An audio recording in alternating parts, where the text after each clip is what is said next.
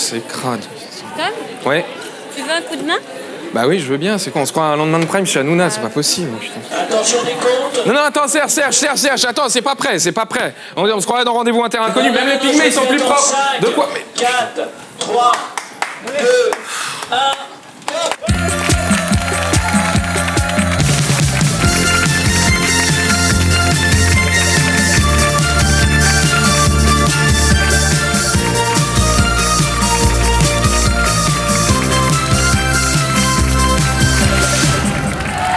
Bonsoir à tous, très heureux d'être là. Coucou les Martiens, coucou les Martiennes.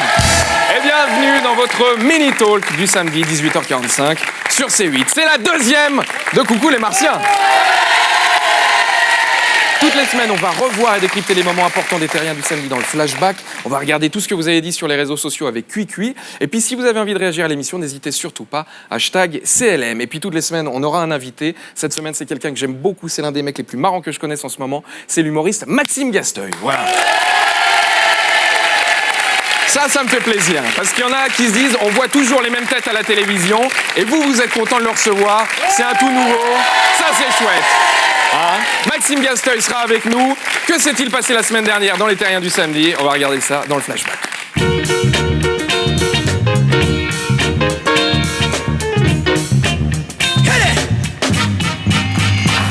La semaine dernière, c'était la première des terriens du samedi. Il y avait le grand retour, évidemment, de Laurent Baffy et d'Alex Vizorek. Et moi, ce que j'aime dans cette équipe, c'est la bienveillance.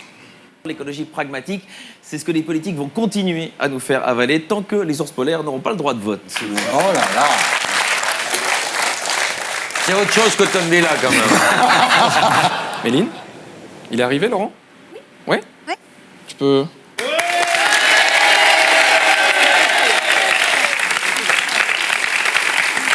On fait des blagues dans le dos des gens, Laurent? C'est showbiz. Les gens ils tournent le dos, on les casse, quoi. C'est showbiz. Faisons un test pour voir. Enculé. Qu'est-ce que t'as dit? C'est showbiz, pardon. Bon. Tu recommenceras plus? Si. Tu recommenceras plus, Laurent. Non. Tu me fais un bisou? Tu vas te préparer pour l'émission? Oui. Laurent Baffy, mesdames et messieurs! Non mais c'est vrai, ça se fait pas de parler dans le dos des gens, voilà. Il a pris un petit coup de vieux quand même. Vous avez été nombreux aussi à remarquer la semaine dernière, à la réalisation, il y a eu... Pardon? De quoi? J'ai pris un quoi? T'as pas pris un petit coup de soleil, toi? Voilà. Connard. Laurent Baffy, mesdames et messieurs!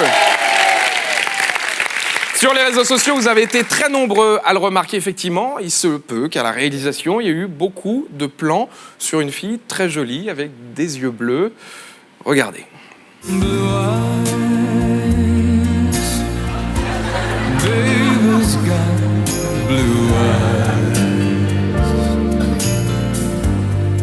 When the morning comes, I'll be far away, and I say... Non, calmez-vous.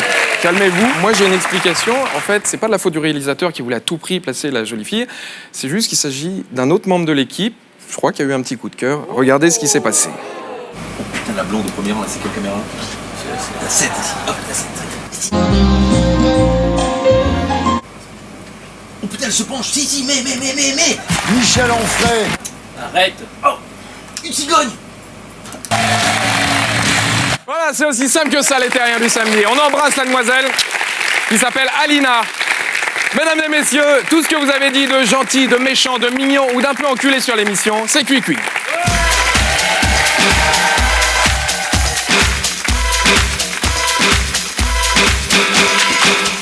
Les terriens du samedi, nouvelle saison, nouveau décor, vous l'avez vu, hein, et quelques petits changements, comme l'a remarqué sur Twitter Miss Boogie, qui dit dommage qu'il n'y ait plus les gréements de fortune. Voilà, c'était le groupe de musique. Il y a Matt01 Men qui dit aussi oh, les gréements, ils sont où? Voilà, j'ai des nouvelles des gréements de fortune. Les gréements de fortune, c'était ça c'était avant. Et on les aimait très fort, mais ils ont dû repartir chez eux. Je déconne. Évidemment, ils sont en vacances avec des putes et du champagne. Vous nous regardez les gréements. Pareil, je vous fais un gros bisou. Et puis pour terminer, un petit conseil beauté qui a été remarqué par Fiasco Peintre. qui dit « Regardez, astuce beauté bricolage, tu ne sais pas quoi faire de tes vieux DVD, fais-en des boucles d'oreilles comme Daphné Burki qui était comme ça la semaine dernière. C'est cadeau. Merci Fiasco. » Mesdames et messieurs, chaque semaine dans Coucou les Martiens, je recevrai un invité spécial, un invité unique, un invité que j'aime. C'est le moment d'accueillir la guest star.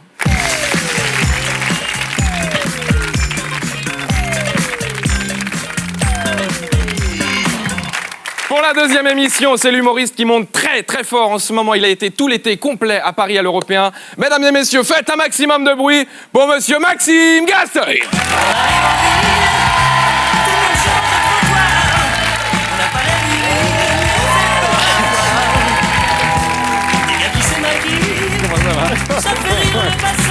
Ça va? Comment ça va, Maxime? Ça va super. Bon, ouais, je suis très très heureux de te recevoir. Pourquoi on a mis Daniel Balavoine quand on arrive en ville? Parce que c'est le titre de ton titre de mon spectacle. Maxime Gasteuil, quand arrive en ville, voilà, qui t'a joué tout l'été à l'Européen, ça a été un succès fou. Ouais. Là, tu démarres au République. Et j'ai une surprise, je vous en parle à vous, public, téléspectateurs. On est le 15 mars au Casino de Paris. Je suis très très fier. Casino de Paris, c'est énorme. Ouais. Tu arrives de province, toi tu es C'est originaire de Saint-Émilion et tu as fait ce fameux truc que beaucoup de gens font, c'est qu'ils montent à Paris. À Paris. On va faire un truc avant de continuer vraiment l'émission, on va installer ça avec tous les invités. Ouais. Les invités auront un mot interdit. Il y a un mot que tu n'as pas le droit de prononcer Ok. sous peine de gage. Ce mot, c'est province. Ouais. Alors attends, faisons un test, dis-le pour voir. Province. Voilà. On a si ça. tu le dis, t'as un gage. Donc, si tu le redis, t'as un deuxième gage. province. Si tu le redis, fais gaffe parce que tu connais pas les gages et on n'est pas à l'abri qu'il se passe quelque chose. Regardez, petit extrait du spectacle. Paris, je te jure, c'est la seule ville où à 17h, un mec, avant de sortir, il appelle sa nana comme ça. Hey honey, ça va darling? Yes. Ah, je suis sur le meeting, gros brainstorm. Je vais boire un drink en after work à happy hour. Je rentrerai late en Uber. Moi, j'ai pas ce truc-là, parce que quand j'étais en province, avant de sortir, j'appelais ma nana comme ça. Ouais, alors chérie, ça va? Tranquille. Ce soir, je me fracasser la gueule. Oui, je rentrerai, je dormirai sur le canapé. Allez, bisous. Ouais, les téléphones, ils sont à clapper là-bas. Maxime Gasteuil, à partir de la fin du mois de septembre, au théâtre Le République, à Paris, en tournée dans toute la France aussi. Je sais qu'il y a Toulouse, il y a du Bordeaux, Toulouse, Lyon, Passé, Rouen. On démarre par Rouen aussi, 14 et 15. Donc voilà, c'est super, c'est extraordinaire. Bon, ça c'est formidable. Le spectacle a beaucoup évolué depuis un an. Ouais. Tu le travailles avec Édouard Pluvieux, qui Édouard travaille Pluvieux, aussi ouais. entre autres avec Kev Adams. Avec Kev Adams, il a bossé sur le spectacle où j'étais de Kev et Gad. Ouais. Tout est possible, où je faisais les premières parties, on s'est rencontrés comme ça. Et il y a un autre truc que tu fais aussi, c'est un petit programme court. Comment ça s'appelle? Vas-y, dis-moi tout. Ça s'appelle Paris Province, c'est le... Est-ce qu'il n'y aurait pas un petit gage? Paris Province, le gage c'est dans 10 secondes, regardez un extrait et on en reparle après. Monsieur Roses. Non, c'est gentil, nous avons déjà pratiqué le coït. Roses. Oh. Non, les coquelicots, ça va, j'en ai plein le jardin. Par contre, la carpe là, ça c'est bon ça. Tiens. Cadeau. Mais Max, t'as pas fait ça? Mauboussin, 4 carats, promo flash sur ventepouillet.com. J'ai l'appli, j'ai reçu une notif, j'ai cliqué sur acheter. Ouais, t'as un petit cadeau. Voilà, tiens. Max, t'as pas fait ça? Mais non, j'ai pas fait ça. Fais un petit cadeau. 2 places, Dijon-Guingamp samedi prochain. Et les merguez au stade, c'est pour moi. Paris Province, Maxime Gasteuil, allez voir sa carte Facebook, Instagram, c'est très drôle. Merci beaucoup. Bon, on va commencer. Il y a un petit gage. Ouais. Il y a un truc que j'ai repéré sur les réseaux sociaux, c'est que tu as une passion dans la vie, Ouais. c'est les Santiago. C'est pas Quand tu as acheté une paire de Santiago, Mais non. tu vas devoir terminer l'émission avec... Est-ce qu'on peut m'amener la petite paire de Santiago? Tu fais quoi en pointure, toi? Regarde ça. Allez, tu termines. Moi, ça me gêne pas vraiment. C'est hyper beau. Ça, c'est du taureau de Camargue retourné. Ça, En fait, ça a été taillé dans des sièges de... c'est du cuir biseauté. C'est magnifique. C'est très pointu quand même. Hein. C'est très pointu. On vient de voir Paris Province. Justement, on va faire un petit jeu. Ça fait 6 ans que tu habites Paris. Ouais. On va faire le fameux jeu Paris Province. On dirait que ça chaîne de marcher dans la boue. On dirait que ça chaîne de dîner avec nous. On dirait que ça chaîne de marcher. Ah, putain, j'ai presque réussi à le faire. Ok, Paris-Province, c'est très facile, ça fait 6 ans que tu habites à Paris. On va voir si tu es devenu un vrai Parisien. Je vais te montrer des photos, tu vas pouvoir me dire ce que c'est. Première photo. Une chocolatine. Non, c'est un pain au chocolat. Tu prends une... Non. Ok. Il n'y a pas que des Parisiens, donc calmez-vous vraiment. Tu prends une baguette, tu mets du chocolat dedans. Là, on est sur un pain au chocolat. Ça, c'est une chocolatine. Ok, si vous avez votre avis, hashtag CLM, n'hésitez surtout pas à réagir. On gagnera de toute façon. On a déjà gagné. On va voir ça. Qu'est-ce que c'est? Une poche. Non. Alors attends, ça c'est un sac plastique, parce que ça du coup c'est quoi pour toi? Ça, c'est pour se gratter le cul. C'est. Ok. Ça, qu'est-ce que c'est? Ça, c'est un carrosse. Non, c'est une voiture. Non, c'est un carrosse. Alors ça, c'est quoi? Ça, c'est une calèche. Ok. Et ça, c'est quoi? Ça, c'est mon père qui m'a mené à l'école, petit.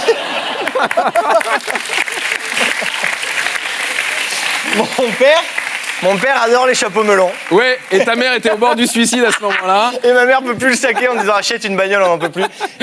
Ça, du coup, qu'est-ce que c'est? Ça, c'est un cadre. Nous, en province, on dit géocadre. Allez! C'est pas vrai! Allez, deuxième gage, retire ta Santiago tout de suite. C'est trop compliqué. T'as un truc qui t'a rendu très célèbre sur YouTube. C'est pas vrai. C'est le sketch de l'épilation. Ouais. Donc c'est la seule émission où tu quittes tes chaussettes, tu te mets en Santiago, on t'épile. Qu'est-ce que c'est la fin? Qu'est-ce que c'est la fin? Il y a une fiche pédicure, c'est la fin? un petit thé. Allez, tu choisis ta Je partie. suis vraiment joueur, on va prendre la jambe. Allez, c'est une demi, Et toi, tu sais faire du coup, t'es esthéticienne? Moi, bien sûr, j'ai bossé chez Poil 2000, c'est hyper beau. C'est dans la banlieue de Roissy. Putain, mais c'est grave là, c'est grave ce que t'as fait. C'est très grand. Non. T'es prêt? Ah putain. Oh merde. Oh putain.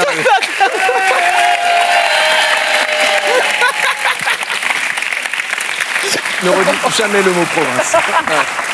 Il y a un truc qui cartonne avec toi sur Internet, c'est tu joues une blogueuse qui s'appelle Mimi la Chippie. Tu peux nous la présenter un petit peu? Oui, bien sûr. Il me faut des accessoires pour que je te la présente. Ok. Alors tu sais quoi, on va même faire une interview Snapchat. Tu fais trop pitié, tu me saoules, vas-y par la maman. Oh, ça n'a aucun sens. Alors, Mimi la Chippie, bonsoir. Bonsoir. Et comment vous êtes rencontrés avec Maxime? Ah bah en fait, je l'ai follow, il m'a follow back. Ensuite, j'ai liké 10 posts. On a MP. Et puis voilà, la vraie vie, quoi. Tu connais? Ouais, je connais. Tu connais?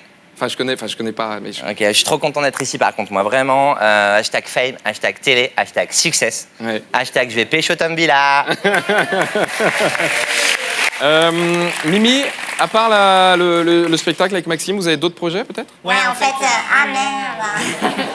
En fait, faut que je te parle d'un truc. Je vais aller aux États-Unis enregistrer mon single. Ah, Ça va s'appeler Ça part en story. Et c'est quoi les paroles? Ça part en story. Et le reste de la chanson? Ça part en story. Ok, très bien. C'est un truc un peu répétitif, quoi. Ouais. Mimi, vous êtes une grande influenceuse. Peut-être que pour tous les téléspectateurs qui nous regardent, souvent, des fois, vous avez des bons plans. Ah ouais, en ce moment, j'ai un code promo. Ah. Je peux t'en parler? Bien sûr. En fait, c'est une marque qui vient de voir le jour. C'est une marque de chaussures en liège et en matériaux recyclables. Et en fait, c'est des chaussures à 600 €. Moi, j'ai un code promo à moins 20%. Voilà, avec le code ballerine33. D'accord, ok. Et il y aura quoi après? Comment ça? Ah merde, putain, ça me reprend. Désolé, c'est ma voix Snapchat. Des fois, ça m'arrive dans ma vie. En plus, les gens, ça se trouve, ils comprennent rien du tout parce que cette voix, tu l'as dans 2 endroits. Snapchat ou faites entrer l'accusé, c'est tout. Voilà. Ça donne quoi d'en fait entrer l'accusé? Oui, je me travestis depuis l'âge de 14 ans. À la base, piquer les robes de ma mère. Voilà, c'est ce genre de délire, en fait. Maxime Gasteuil, mesdames et messieurs. Peut-être que c'est important de préciser ce qu'on a fait parce que je sais qu'il y a ma maman qui regarde. Et peut-être qu'elle comprend pas Non, tout. faut préciser parce que là, même dans le public, il y a des gens, ils savent, ils se disent, oh, on dirait trop les filtres Snapchat. Et il y a ceux qui se disent, qu'est-ce qu'il est en train de faire? Bon, formidable. Dans quelques instants, Thierry Ardisson, dans Les Terriens du Samedi, va recevoir de nombreux invités, des invités formidables. Il y aura, mesdames et messieurs, Guillaume Canet et Michel Faux. Ça, c'est fabuleux. Il y aura Zazie aussi pour son nouvel album. Zazie qui vient avec un album qui s'appelle Essentiel. Il ne faut pas l'oublier que Zazie, à 2 lettres près et à une douche, ça donne Zaz. Il y aura aussi Christophe Castaner qui sera avec nous. Et surtout, l'arrivée de Yann Moix en chair et en os. Yann Moix qui a fait 1 an avec Christine Angot à ses côtés. Là, il revient d'une semaine en Corée du Nord. Autant vous dire qu'ici, pour lui, ça va être le Club Med. Mesdames et messieurs, faites un maximum de bruit. Merci pour monsieur Maxime Gasteuil. Et jusqu'à la fin de l'année au date, République à Paris, foncez le voir, le 15 mars, Au Casino de Paris. Mise en scène, Édouard Pluvieux, Thierry Ardisson, il arrive dans quelques secondes. Merci beaucoup. Je vous fais de gros bisous, ne bougez pas. Salut les terriens du samedi. Avec nous ce soir, Christophe Castaner, le boss de La République En Marche, viendra faire le bilan de 16 mois de Macron. Espérons qu'il ne démissionne pas en direct. Zazie, vous saurez tout sur la Zazie et son nouvel album Essentiel. Guillaume Canet et Michel Faux en exclu Lulu pour L'amour est une fête, qui raconte le porno des années 80, une époque faste, mais poilue. Et aussi les Moix d'or, ça y est, il est là, les récompenses qu'on aimerait ne pas recevoir, plus Blacko et Viso. Et voilà, 7 milliards de terriens. Et c'est lui que j'ai choisi pour l'art du vidéo ce soir. J'accueille Christophe Castaner.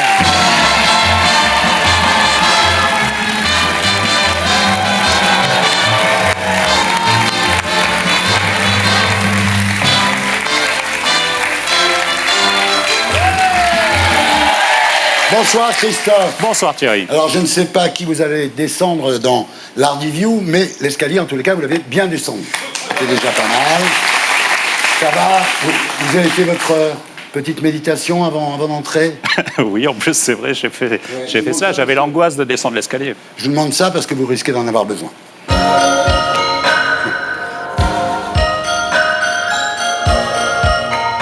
Et tout de suite, on passe à la grande interview de la semaine, c'est l'Ardiview.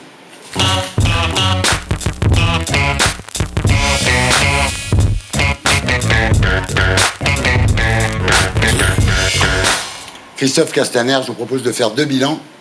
Le bilan de 16 mois de présidence Macron et le bilan de votre vie. Le bilan. Le temps passé, beaucoup de choses ont changé. Qui aurait pu s'imaginer que le temps serait si vite écoulé? On fait le bilan. Alors on commence avec le président, rentrée chargée. Je vous passe la hausse du chômage, la baisse de la croissance, le retour de l'inflation, les hésitations devant le prélèvement de l'impôt à la source, la baisse du pouvoir d'achat des retraités, la dégressivité des allocations chômage. Vous restez avec nous? Oui, parce que peut-être je vais vous répondre. Je vais vous parler de l'augmentation des salaires des 20 millions de Français qui bossent. Au mois d'octobre, ils verront une forte augmentation de leur salaire. Je vais parler de 80% des Français qui vont avoir la taxe d'habitation diminuée de 30%, là encore dans un mois. Mais il y a aussi de moins bonnes nouvelles, vous l'avez dit. La croissance, mais qui reste quand même à un niveau élevé qu'on n'a pas connu ces 10 dernières années. Et puis, quelques sujets de crispation qu'il ne faut pas nier. On commence avec Alexandre Benalla. C'est Alexandre, c'est encore Alexandre, c'est toujours Alexandre, qui voulez-vous que ce soit? Alors après ses exploits, place de la Contrescarpe, Alexandre Benalla a été suspendu 2 semaines. Si un Français lambda se déguise en policier et frappe 2 personnes, pensez-vous vraiment qu'il ne sera suspendu que 2 semaines? Mais la réalité, c'est quoi? La réalité, c'est qu'il a été depuis licencié et qu'il fait l'objet d'une instruction pénale et qu'il y aura une décision. Mais après... Mais les décisions, ce sont les juges qui doivent les prendre. C'est pas forcément les employeurs. Je ne sais pas comment vous agissez avec vos collaborateurs qui commettraient des faits en dehors de leur cadre de travail. Vous n'avez pas la capacité de les sanctionner, de les licencier. Christophe, si les journalistes n'avaient pas révélé l'affaire, il aurait eu 15 jours. Mais il y a une instruction qui était en cours. Elle va aboutir et elle se poursuit. Vous savez, de toute façon, ce qui compte, c'est la notion de république exemplaire. Mais la république exemplaire, ce n'est pas une république infaillible. Et vous savez pourquoi? Parce qu'elle est portée par des femmes et des hommes, avec leurs forces, mais aussi avec leurs faiblesses.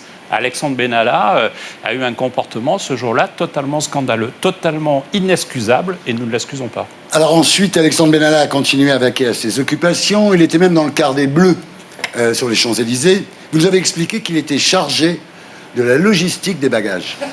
Non, j'ai précisé qu'il était chargé de la logistique et notamment des bagages. D'accord. Et je vais vous faire une confidence, Thierry. Vous savez, le président de la République, dans ses voyages officiels, est accompagné par ce qu'on appelle le GSPR. Ce sont des policiers. Et ils ont en charge aussi les bagages de la délégation. Et donc, on est sur quelque chose qui est assez classique dans des déplacements officiels. Et place de la Contrescarpe, en fait, il était là pour aider les touristes à trouver leur chemin, peut-être. Ben, manifestement, il s'est pris les pieds dans le tapis. Hein. Alors, est-ce que c'est vrai qu'après l'histoire des Champs-Élysées, Alexandre Benalla a conservé la Coupe du Monde 3 jours chez lui? Non, j'ai lu aussi qu'elle serait restée quelques heures supplémentaires à l'Élysée, mais... Non, on ne sait pas en fait. Voilà, non, j'ai aucune information, donc je ne vais pas commenter ça. Mais je n'y crois pas une seconde. Vous n'y croyez pas? Emmanuel Macron a dit au sujet de l'affaire Benalla que c'était une tempête dans un verre d'eau. Il a été bien mouillé quand même. Vous avez raison, on a pris quelques claques même. Hein. On va dire que le ressac était puissant, mais il faut remettre les choses à leur place. Certains ont parlé d'affaires d'État. Oui. On sait, vous qui avez... la notion de l'histoire, vous savez ce que c'est qu'une affaire d'État? Là, objectivement, c'est un comportement d'un homme qui fait quelque chose d'inacceptable, qui fait l'objet d'une procédure qui est sanctionnée, mais qu'on ne parle pas d'affaire d'État. Il faut remettre les choses à leur place. C'est une affaire d'été et d'automne. C'est une petite affaire d'été, certains veulent en faire une affaire d'automne. Je crois que les Français, ils s'en fichent un peu. Ils sont plus préoccupés par les premiers points, ceux de la rentrée dont vous avez parlé. J'ai vu que le président Macron avait appelé Gérard Larcher pour lui dire « arrêtez-vous un peu ». Est-ce que c'est bien?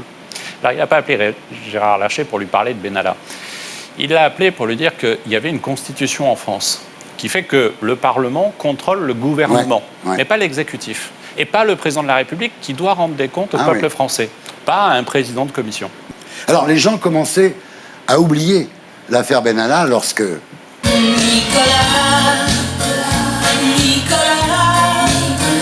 Alors voilà, quand Hulot a démissionné, c'était dommage parce que c'était un des seuls ministres dont les gens connaissaient le nom. Vous êtes dur avec moi. Vous êtes dur avec moi. Avec Laura Flessel. Ah, vous êtes encore plus dur. Emmanuel Macron a dit ne pas s'être attendu à la démission de Nicolas Hulot. Pourtant, Hulot lui avait dit « je vais démissionner ». C'était quand même un bon indice, non? Ça faisait une petite quinzaine de mois qu'assez régulièrement, Nicolas Hulot évoquait sa démission, et ça faisait une quinzaine de mois que dans toutes les émissions que je faisais, on me posait la question, alors quand est-ce qu'il démissionne? C'est vrai. Donc on avait fini par s'habituer à sa présence, et c'était plutôt bien. Alors Jean-Pierre Chevènement disait à un ministre, ça ferme sa gueule ou ça démissionne. Nicolas Hulot, il a fait les deux, en fait. Ben non, parce que paradoxalement, vous l'avez entendu, quand il démissionne, il dit tout le bien qu'il pense d'Emmanuel Macron. Donc c'est effectivement, il ne se sentait pas à l'aise dans le rôle. Je ne pense pas qu'il soit fait pour être ministre, en vérité. Il a contribué. Ce qu'il a fait, le bilan de ces 15 mois d'action, qui sont les 15 mois de l'action du gouvernement sur la question écologique, ce sont des avancées fondamentales. Mais il est un militant. Il n'est pas forcément trop sensible pour faire de la politique. Non, parce que je pense que la politique, elle est aussi faite de pattes humaines et qu'il faut assumer sa part de sensibilité. Alors comment un gouvernement libéral dont l'action est tournée vers la croissance peut-il avoir un ministre écologiste dont le but, en fait, devrait être la décroissance? Est-ce que c'est pas antinomique, sérieusement? Moi, je crois qu'on peut faire de l'écologie sans revendiquer la décroissance. Ah bon? Parce que la croissance, elle contribue aussi à l'amélioration du quotidien des femmes et des hommes qui vivent dans un pays. Et donc, il ne faut pas opposer l'un ou l'autre. Mais il y a deux écoles. Il y en a une qui considère qu'il suffirait d'éteindre la lumière pour dire, vous voyez, on préserve la planète, mais il n'y a plus rien.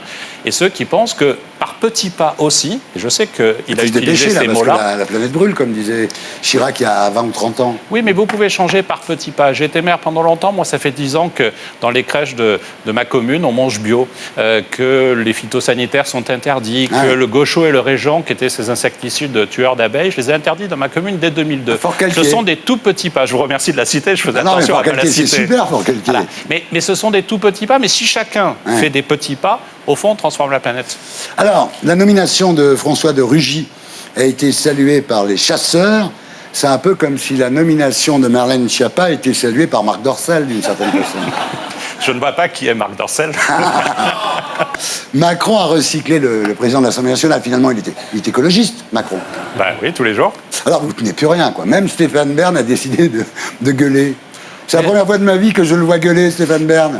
Ben non, vous savez, dans les relations affectives, amoureuses, de temps en temps, il y a des petites tensions comme ça. Ben, voilà. Mais ça n'enlève rien à l'affection qui le lie au patrimoine. Et donc, il a voulu le défendre. Et pour cela, il a poussé un coup de gueule. Mais tant mieux. C'est nécessaire aussi. Est-ce qu'il faut choisir des ministres dans la société civile? Parce que ceux qui sont politiques, si vous les menacez, ils ont que ça pour bouffer, ils vous écoutent. Mais ceux qui, comme Hulot ou Bern, ont de l'argent ailleurs, ils vous écoutent pas. Non, mais d'abord, depuis 30 ans ou 40 ans, on avait utilisé l'ancien système. C'est-à-dire c'était des politiques professionnelles qui, depuis 30 ans, et ils étaient bons pour faire les ministres de tout.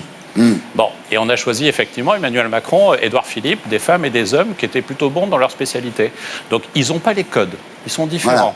Mais je crois qu'ils ressemblent aux Français. Alors après, il y a eu les Gaulois réfractaires au changement. Vous avez dit, il faut accepter cette part d'humour du président. Si ça se trouve, la suppression des APL, c'était de l'humour. Non, c'était 5 euros. Non, mais voilà. Vous savez, dans cette semaine-là, il y a eu 2 événements que la presse a traités quasiment au même pied d'égalité. La démission du lot, puis cette phrase, et pendant 2 jours, on n'a plus parlé que de ça. Je pense qu'il ne faut pas tout mettre sur le même niveau. Je suis assez d'accord avec vous. Les chaînes d'infos qui passent toute la journée sur une phrase, c'est insupportable, franchement. Oui, parce que du coup, on ne met plus les choses au bon niveau. Je suis d'accord.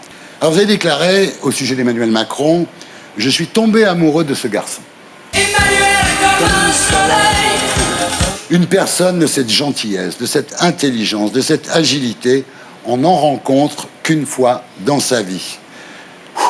Vous devez être drôlement malheureux de le voir dévisser dans les sondages, non? Ah non, mais d'abord, mon lien, mon travail, son action ne sont pas liés au sondage.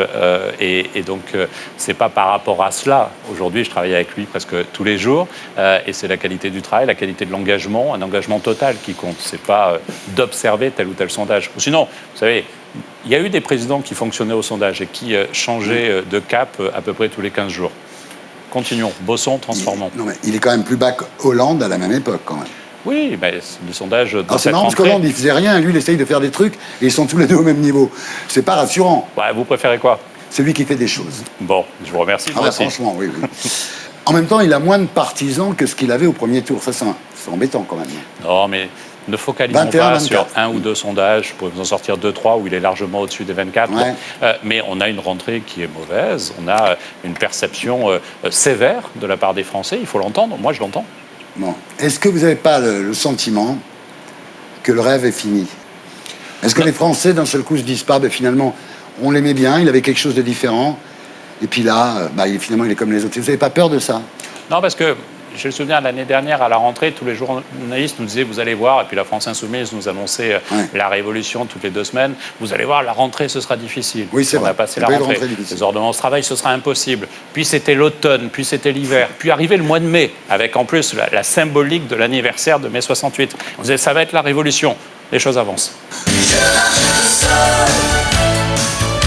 Alors, Christophe, et vous, comment ça va? Jusque-là, ça va. Jusqu'ici, tout va bien, vous avez des hauts et des bas, comme tout le monde. Oui. Et je crois que le plus simple, c'est de faire une interview up and down. Upside down, boy, you turn me. Inside out. Le mot que vous dites le plus facilement. Fort calqué. Le mot que vous dites le moins facilement. Merci, c'est bien. C'est un peu lié. Je suis tellement exigeant que, au fond, je veux c'est toujours dur de bosser avec vous. qu'on soit meilleur. Ouais. Ah oui. Jennifer, elle survit. Oui, mais toute l'équipe. Je pratique la théorie de la roue à cliquer, vous savez. Ouais. Elle va dans un sens, donc vous montez le niveau, mais ça ne peut jamais redescendre grâce au Très bien, cliquet. très bon management. Ce que vous préférez en vous? Physiquement? Commençons par le physique. Là, vous êtes pas mal. Mon sourire, mec. tiens. Ouais, vous êtes sympathique. Ouais, j'espère bien. Ah, vraiment. Ce que vous ne supportez pas en vous? Physiquement, mes fesses. J'ai les fesses plates. Ah, mais j'étais comme ça pendant longtemps, moi. Ah oui, vous avez fait une opération? Non. Ah bon, d'accord. Non, j'ai fait un régime. Le plus beau moment de votre vie, à part maintenant? L'année dernière, quand je suis venu. Le pire moment de votre vie? Oh, une période un peu longue, 3 années. 3 années où je me suis laissé aller avant de passer mon bac en candidat libre et 3 années de perdu. Ouais. L'instant que vous préférez dans une journée? La douche, quand j'entre sous la douche le matin. Ah ouais, ouais, vous êtes tout seul. Après le café. Tranquille. Vous savez pas si je suis tout seul sous ma douche. Ah. Très bien. L'instant que vous aimez le moins dans une journée? Quand je sors de la douche. Quel est votre meilleur souvenir de cuite? Une devant mes filles qui me la raconte souvent, c'était il y a quelques années. Oui, d'accord. Ta pâte était bourrée. Et effectivement, elle était copieuse, c'est assez rare, et en plus, Ça, devant c'est mes le meilleur. filles, c'était exceptionnel. Oui, parce que c'est devenu une marotte familiale. Et le pire? Eh ben, les lendemains de cuite. Les lendemains de cuite, oui. Heureusement, il y a la douche. Alors, ce que vous avez fait dont vous êtes le plus fier aujourd'hui? Mes filles. Et ce que vous avez fait dont vous êtes le moins fier? Oh, bah, ça correspond un peu à quelques bêtises que j'ai pu faire pendant ces quelques années À Manosque. où j'ai zoné. Ouais. À Manosque. Mais c'est bien parce que vous en parlez, en fait. Oui, j'assume. Vous savez, les bêtises, comme les réussites, ça vous construit. Oui. L'homme politique le plus génial? Oh, bah, vous le savez, enfin, moi, c'est Michel Rocard. Je suis rentré en politique par et pour Michel Rocard, donc oui, ce sera toujours Michel Rocard. Moi, c'est celui qui m'a fait mon meilleur buzz en télévision, donc je ne peux pas vous contredire. L'homme politique le plus détestable?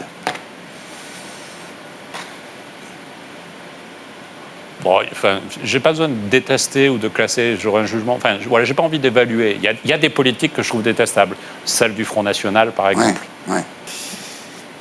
Le genre de femme qui vous fait le plus fantasmer? J'en ai pas. Ah alors, ouais. c'est bizarre, mais j'ai pas un genre de femme. En vieillissant... Le genre d'homme, alors? Mais je regarde les hommes aussi. Ah, alors, bah oui. alors, sans aucune difficulté, je vais trouver un homme beau ou pas. Le genre mais de c'est, femme qui vous fait le moins fantasmer, à part Marine Le Pen, disons. Je fantasme rarement, de toute façon, sur les femmes ou sur les hommes. Je vis pas dans le fantasme. Ah ouais. Vivre dans un fantasme, c'est de toute façon regretter quelque chose qu'on n'a pas fait ou qu'on ne fait pas, et donc je suis pas dans le regret. Très bien.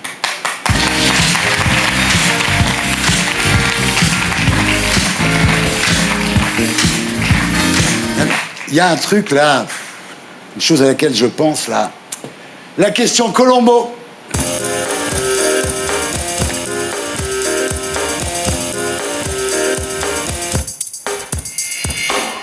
Christophe, il y a un truc là, dernière chose, j'y repense. La perquisition chez Alexandre Benalla. Alors, ils arrivent avec les flics, Benalla n'a pas la clé de chez lui. On lui dit, t'as qu'à appeler ta femme, il n'a pas le numéro de sa femme. Il n'y a qu'à appeler le commissariat, ils ont peut-être un bélier pour défoncer la porte. Il n'y a pas de bélier au commissariat. Ensuite, ils repartent, ils laissent pas de flics devant la porte pendant la nuit, et le lendemain matin, le coffre qui était chez Alexandre Benalla, on ne sait pas ce qu'il y a dans le coffre a disparu. Il y a un syndicat de police qui a porté plainte, et le parquet a refusé de poursuivre. Et ensuite, les médias passent à autre chose en disant ça n'intéresse plus les gens. Donc l'affaire a été bouclée. C'est pas un peu bizarre? Oh oui, c'est bizarre. Bon, qu'est-ce que je vais pas vous dire. D'accord, mais c'est ça bien. paraît normal, c'est à minima croquignolesque, effectivement. C'est bien. Il n'a pas les clés, il sait pas où est sa femme, etc. Et le coffre disparaît. Donc il y a un côté quand même un peu barbouzerie quand même, non? Oui, et puis après, il a déclaré que c'est qu'il avait peur qu'on le cambriole. Ouais. Joker. D'accord. Mais c'est bien, vous êtes honnête. Ah bah oui, là, je peux difficilement vous dire autre chose que ça. Hein. Christophe Castaner, merci d'avoir été avec nous. On se retrouve après la pub pour les terriens du samedi. À tout de suite.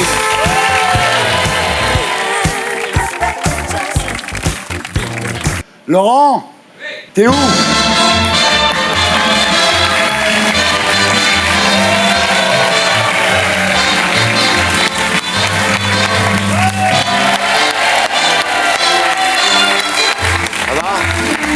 Comment ça va?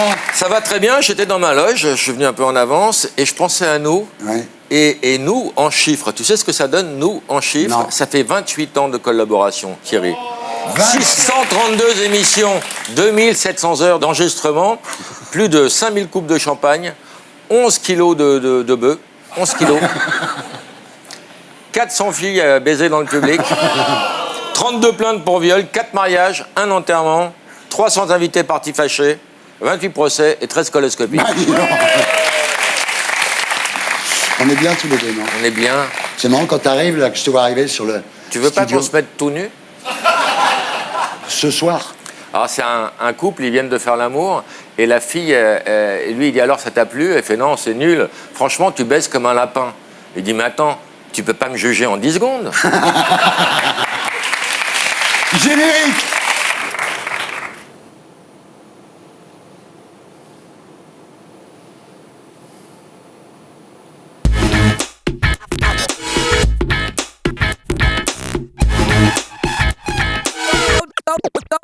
Go down.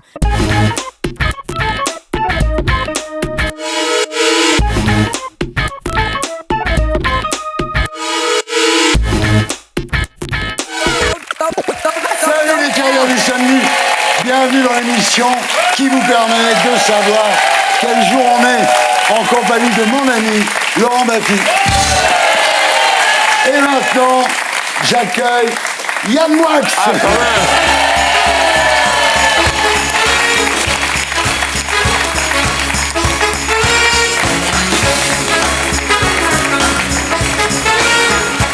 Ça va Yann? Enfin, ouais. Content de te voir. La semaine dernière, j'étais un peu comme tu sais, tu te maries, t'es à l'église, puis tout le monde attend ta femme et ta femme vient pas. Et moi, tout Paris, hein, t'étais pas là, heureusement t'étais en Corée du Nord. Tout Paris s'est foutu de ma gueule en disant mais Ardisson est planté par Moix. Voilà. Donc t'es là cette semaine. Ça s'est passé comment en Corée du Nord? Très bien, j'en sors, si j'ose dire. Ouais. T'as de la chance. C'est pas le cas de tout le monde là-bas. C'est ça que j'ai dit, si j'ose dire. c'est le seul pays où on est ailleurs, en fait. C'est le seul pays où on peut planter Thierry Ardisson. Ouais. Ou en tout cas, on a une excuse de le faire. Oui, c'est vrai. Parce que pour trouver un avion pour rentrer, c'est pas évident. Même non en Érythrée, j'aurais pas eu l'excuse de Ouais. planter. Mais la Corée du Nord, oui. Et tu es obligé de repasser par Pékin et tout ça, Bien sûr, c'est bien très sûr. compliqué. Hein. Comment ça se passe là-bas? On drague dans les boîtes? Ah non, toute drague se termine par le peloton d'exécution. Ah bon? On drague pas là-bas, mais pas forcément pour toi, pour la petite coréenne qui t'a accompagné. Non, c'est impossible. Il n'y a pas de boîte de nuit de toute façon. Il n'y a pas de bar? Il y a quelques, si, mais pour les locaux, il y a quelques karaokés. Mais comment ils sont les gens là-bas? Ah ben ils sont normaux, Thierry. Ils ont des histoires d'amour, ils pleurent, ils sont joyeux, ils ont des enfants. Ils ont la télé? Oui, bien sûr. Il n'y a que 2 chaînes, mais ils ont la télé. Mais vous savez, sous De Gaulle, on avait que 2 chaînes aussi. Hein. C'était pas plus mal. C'est pas plus mal. Alors, il n'y a pas les réseaux sociaux, ça nettoie, pas de portable pendant une semaine, pas d'internet. Je suis reposé, ça doit se voir. Oui, ça se voit, oui, t'es très en forme. T'as un petit drapeau sur le... Non, j'ai le badge que tous les citoyens nord-coréens portent.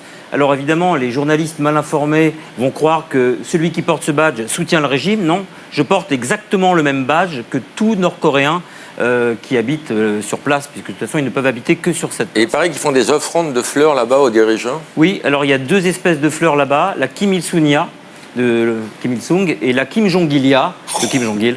Ah, c'est incroyable. Et il y a le festival des fleurs, d'ailleurs je t'y invite en février. Une grande exposition de ces 2 Là-bas. Ça y est, non seulement t'es pas là, en plus ils m'en prend ma Ah oui. fille. Prends-moi Février. Vizorek et Tom Villa. 2023, je parlais. Mais on a le droit de faire des vannes là-bas, non? C'est un peu chaud quand même. Oui, mais fais-les en français, c'est plus sûr. D'accord.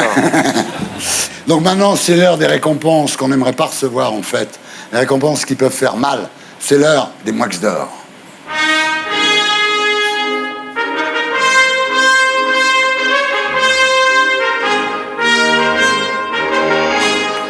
Merci, Mélie. Alors, ce Moix d'or, le premier, c'est pour Gérard Depardieu. Le Moix d'or de la coréanité à Gérard Depardieu, qui en fait sur place s'est comporté quasiment comme un nouveau grand leader. Il a réussi à lui seul, par sa personnalité, c'était Pantagruel à Pyongyang, à fissurer le logiciel nord-coréen. Il s'est empaffé des guides, il a dragué des interprètes magnifiques. Tout ce qu'on n'a pas le droit de faire depuis 70 ans, non seulement il l'a fait, mais il l'a fait toute la journée. Et je crois qu'il a réussi à modifier le réel comme jamais personne n'avait su le faire depuis 1950. Et je crois que là-bas, quelque chose dans les lois de la physique ont été modifiées par sa présence. Un Moix d'or, donc, pour Gérard Depardieu. C'est le premier Moix d'or de la saison. Le deuxième, c'est pour Alexandre Benalla, Emmanuel Macron. Petit étriqué pays qu'est la France, vous êtes en Corée du Nord, dans un ailleurs total, sur une autre planète, vous revenez saluer quelques terriens, et là, vous voyez que Clochemerle continue, petite histoire de corne-cul, où on a une sorte de prototype nouveau en France, c'est le mélange de Kaira et d'énarques, Oui, de c'est hauts vrai. fonctionnaires. Je dis pas racaille, parce que racaille c'est le procès, alors Kaira c'est hype. Donc il y a une Kaira, où il y a les énarques, il y a les ivarques maintenant, de l'expression ziva. Donc un mélange de Kaira et de hauts fonctionnaires qui décide tout d'un coup d'être aussi important qu'un énarque accompli. Et ce qui est drôle, c'est que ça va dans les 2 sens. D'ailleurs, vous avez vu qu'ils ne respectent pas les sénateurs, donc il y a toujours l'obsession chez les Kaira du respect. Ouais. Respect. Respect. Et ce qui est très drôle, c'est que le mouvement est ascendant. Ça va de la Kaira vers le haut fonctionnaire, mais il est descendant aussi. C'est-à-dire que ça va du président de la République vers la Kaira, car quand Emmanuel Macron dit qu'ils viennent me chercher, S'ils veulent un responsable, il est devant vous. Qu'ils viennent le chercher. il se comporte comme un type du 9 cube. Ouais. Et donc, de toute façon, je crois que là, il y a un mélange inédit dans la République française, que celui qui met sa casquette à l'envers peut un jour se retrouver au lieutenant-colonel. Ben voilà, oh, bien. Alors, ça fait 2 Moix d'or. Le troisième, alors, je comprends pas pourquoi les Bleus, pourquoi l'équipe de France qui nous a rendus tellement fiers. Fier, mais alors, ça résume absolument tout le mal français. C'est-à-dire que lorsqu'on gagne, on se comporte exactement comme lorsqu'on perd. Gagner en France, c'est perdre à l'envers. Les types gagnent le mondial, et pour faire la fête, d'abord ils détruisent les Champs-Élysées, c'est les bases, et ensuite ils vont à Miami au milieu de prostituées, et avec un truc très symbolique de la France. Plutôt que de faire mousser le champagne et de faire exploser le bouchon vers le ciel, comme on fait pour le bol d'or, pour le 24 heures du Mans, Dans les courses de Formule 1. Voilà, de Formule 1, eh bien, ils vident des bouteilles à 1000 € sur le sol, et ça c'est exactement français. On gagne, et le champagne finit sur le sol. On baisse le goulot. C'est toujours le mouvement descendant qu'on a de Macron, du président de la République vers la Kaira. Et là, la victoire se fait en baissant. Et je trouve que la France, et ça Sylvain Tesson l'a bien décrit, c'est un pays dans lequel des gens au paradis se croient en enfer parce qu'ils se la font tout seuls, l'enfer. Oh là là, bravo. Ah, vous savez que pendant votre absence, j'ai été invité dans On n'est pas couché, l'émission de Laurent Ruquier, donc avec votre successeur, M. Consigny. Et alors, je suis désolé de te le dire, mais Christine Angot a été exemplaire avec moi. Ah, mais peut-être qu'elle est folle d'une façon sélective, je sais pas.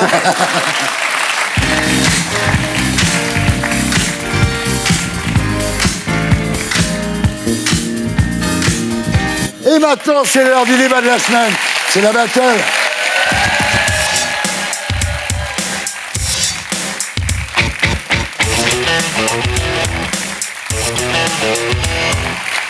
Voilà la battle, le débat au débit, avec ce soir Faiza Ben Mohamed, Saïd Hamada et Alexandre Devecchio.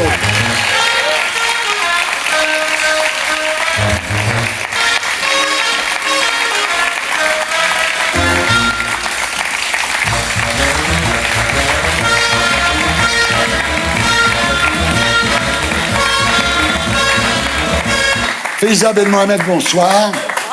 Vous êtes journaliste, militante et présidente de l'association Droit de Cité. Bienvenue parmi nous. Saïd Hamada, bonsoir. Vous êtes député La République En Marche des Bouches-du-Rhône. Bienvenue parmi nous. Alexandre Devecchio, bonsoir. Vous êtes éditorialiste au Figaro et au Figaro Magazine.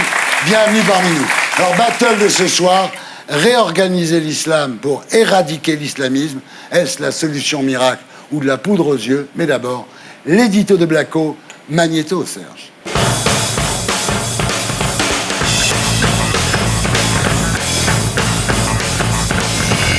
Dans son dernier rapport, Hakim El Karoui dénonce l'influence grandissante des islamistes dans notre pays. Ils ne représentent qu'une minorité des 6 millions de musulmans qui vivent en France, mais leur influence est devenue considérable. Eh bien, cela nous motive.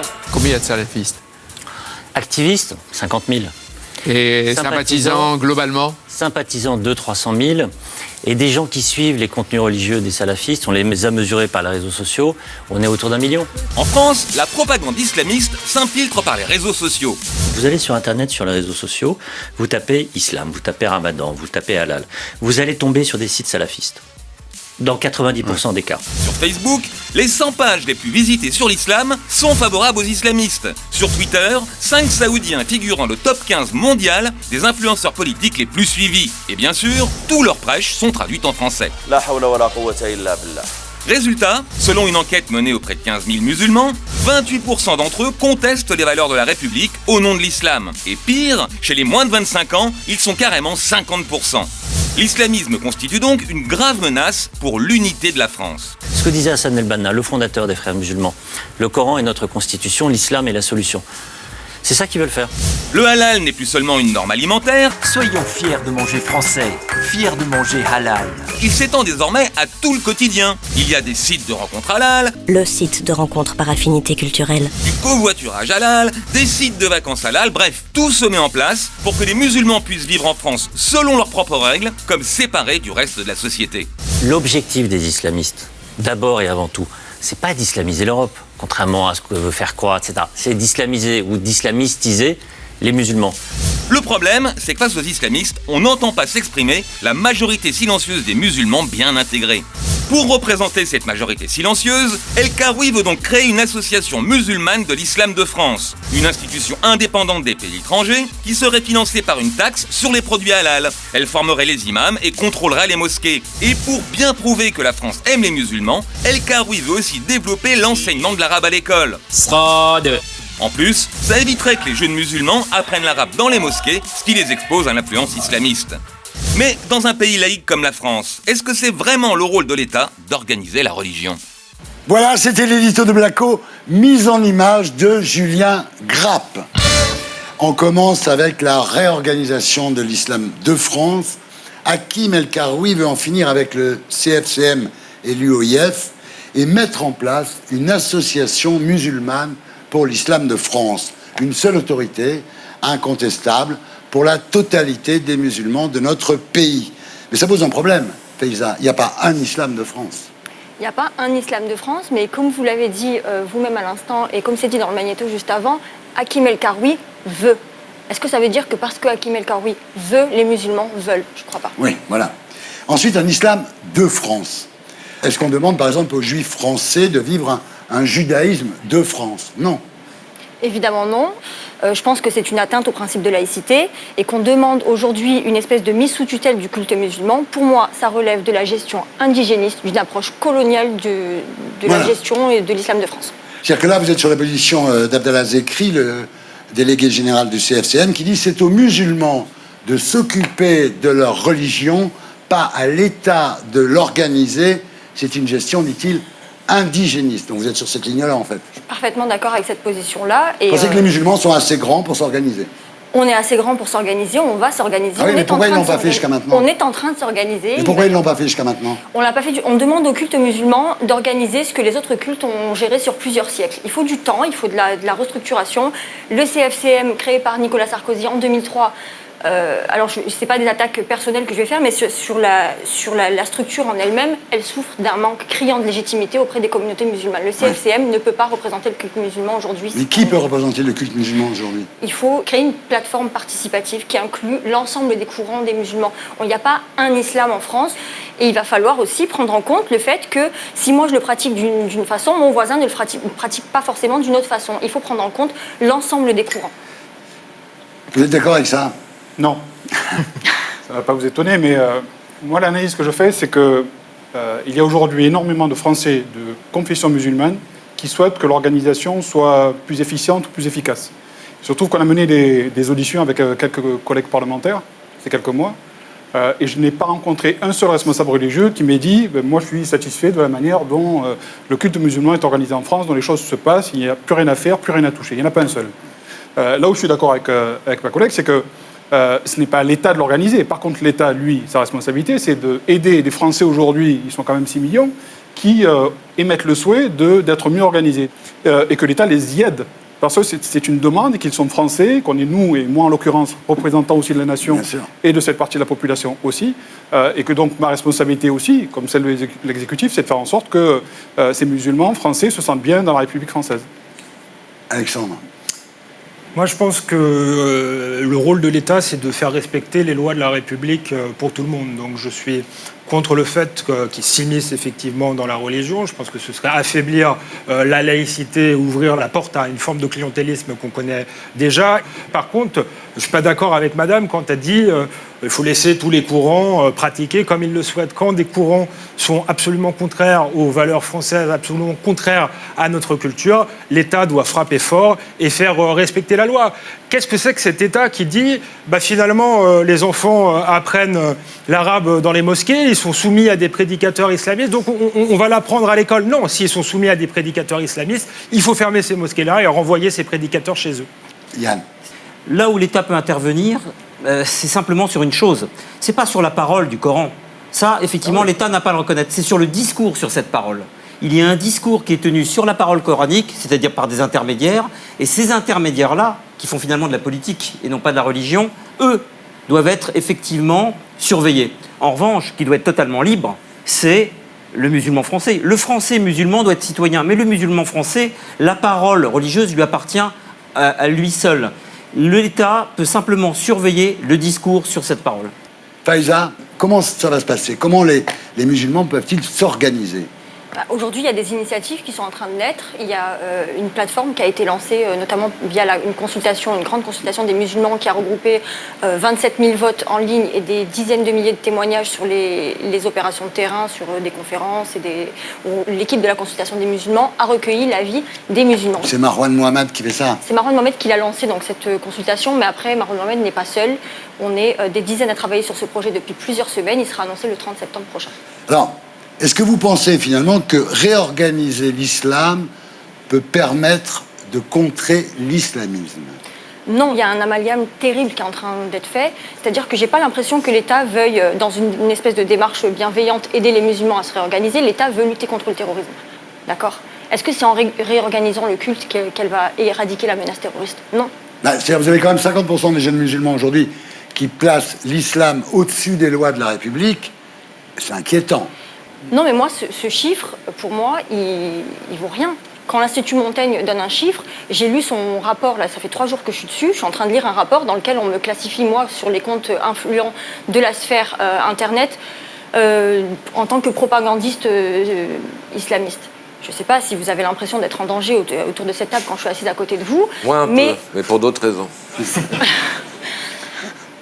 Mais pour moi, c'est un chiffre que je conteste. L'Institut Montaigne, je ne sais pas sur quoi il se base pour aujourd'hui définir la menace. Je ne constitue pas une menace, moi, pour mon pays. Très bien. Vous êtes d'accord avec ça?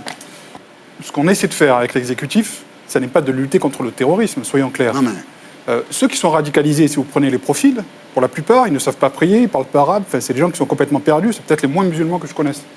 Par contre, là où il y a un vrai besoin aujourd'hui, il faut quand même s'en rendre compte. C'est que jusqu'à présent, vous aviez des Français de confession musulmane qui étaient très liés à la culture de leur pays d'origine, qui apprenaient du coup la religion soit dans les familles, soit moi par exemple qui suis d'origine comorienne, c'était dans ce qu'on appelle des chionies, qui sont un peu des écoles de la vie, etc., qui vous permettent de savoir un peu d'où vous venez, etc. Bon, aujourd'hui, il y a une vraie rupture parce que les jeunes sont beaucoup moins liés avec le pays d'origine de leurs parents, ce qui est normal. Il y aurait dû y avoir une passation vers, j'allais dire, les valeurs françaises, la France, sauf que vous avez dans ces quartiers une vraie ghettoisation qui fait que ces jeunes-là ne se sentent pas français, appartenir à la République.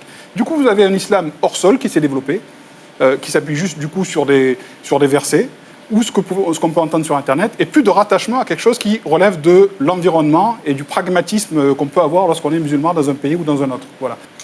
Madame a l'air de dire que le terrorisme et l'islam, c'est pas lié. En réalité, l'islamisme est quand même lié à l'islam. Et ce qui est important, c'est de lutter contre cette idéologie qui est aussi effectivement une culture de cité. On a des islamo-racailles qui connaissent peut-être pas très bien le Coran, mais qui sont en désintégration culturelle et qui se servent effectivement de l'islam pour exprimer leur révolte. Mais je ne crois pas que, ça va marcher. Attendez. Ouais, je peux finir. Non, parce que vous dites un truc qui me choque.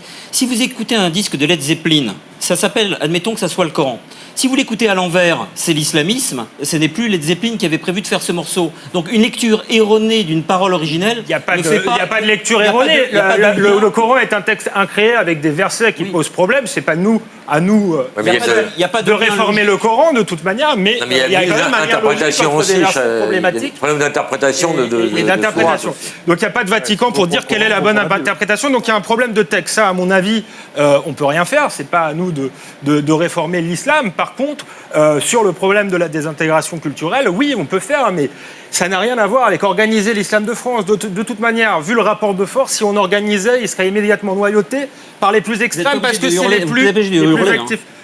Vous hurlez. Non mais vous savez pas que plus vous criez, moins vous êtes crédible. Donc calmez-vous. Je pense que je suis extrêmement calme. Vous décrédibilisez. Calmez-vous. Si on veut lutter contre l'extrémisme, à mon avis, il faut, dans les cités, là où il y a des ghettos, dans les mosquées qui posent problème, faire le ménage, tout simplement. Et ça, il faut se servir de l'État régalien, avoir le courage de le faire. Et ensuite, il y a un tabou qui est celui de l'immigration. Si aujourd'hui, il y a des ghettos dans certaines banlieues que je connais bien parce que j'y ai grandi, c'est parce qu'on n'a pas maîtrisé les flux migratoires et qu'on a laissé se créer des zones homogènes qui aujourd'hui font sécession parce qu'elles sont culturellement plus françaises. Donc il faut mettre le paquet pour casser ces zones-là et stopper une immigration massive, sinon on va ajouter du ghetto au ghetto. Faisal, vous allez être victime du ménage alors. Non, je vais être victime de rien du tout parce que c'est pas M. Devecchio qui va réorganiser l'islam de France et encore moins les cités. Moi, je ne veux pas réorganiser l'islam de France, je veux faire respecter les lois françaises. Mais les lois françaises, elles sont parfaitement respectées, même dans nos quartiers. Hein. Alors votre partition de jeune qui est né dans la cité et qui a vu des filles se faire égorger en bas des bâtiments, qui s'est fait arracher son pain au chocolat et tout, à d'autres, vous n'allez pas venir me la faire à moi. Vous n'allez pas venir nous raconter ici que les problèmes de l'islamisation, tous les problèmes de la société... Il n'y a pas de problème en France, il n'y a pas eu d'attentat, il n'y a rien eu. J'ai pas dit qu'il n'y avait pas d'attentat, commencez pas à venir tourner le débat comme vous avez envie de le faire basculer. Il n'y a pas de problème d'insécurité, il n'y a pas de mosquée fondamentaliste, tout va bien. Il y a un problème d'insécurité, il n'est pas que dans nos cités. Il y a un problème avec la radicalisation quand elle devient terroriste. Ça, c'est un gros problème. Est-ce qu'aujourd'hui, vous allez mettre tout sur... vous venez de faire une espèce de chekchouka, un mélange de l'immigration, les cités, les filles, la radicalisation, les mosquées intégristes. Mais vous vous rendez compte de ce que vous faites? Vous participez... Non. Là, vous allez me laisser terminer. Vous racontez n'importe quoi. Vous êtes en train de participer, vous, avec la sphère politico-médiatique, avec vos écrits, notamment dans le Figaro, à angoisser les gens. Ouais, on peut parler des écrits du CCIF et des frères musulmans. Hein. Mais ça, c'est vous qui le dites. Les liens entre le CCIF et les frères musulmans, c'est vous qui le faites. Il suffit de voir les écrits de Marwan Mohamed. Okay. D'ailleurs, votre sondage et votre appel aux musulmans, j'espère qu'il va être public et qu'on va voir les gens qui s'expriment et ce qu'ils réclament. Le 30 septembre à Paris, vous êtes le bienvenu. Bien, alors, les propositions de Hakim El Karoui. Alors, il veut faire une taxe halal, donc, qui serait gérée par l'islam de France, donc qui ne serait pas gérée par l'État, un peu comme la cachéroute pour les Juifs. Et avec l'argent de cette taxe, il propose de former des imams et de construire des mosquées. Est-ce que ça vous semble cohérent ?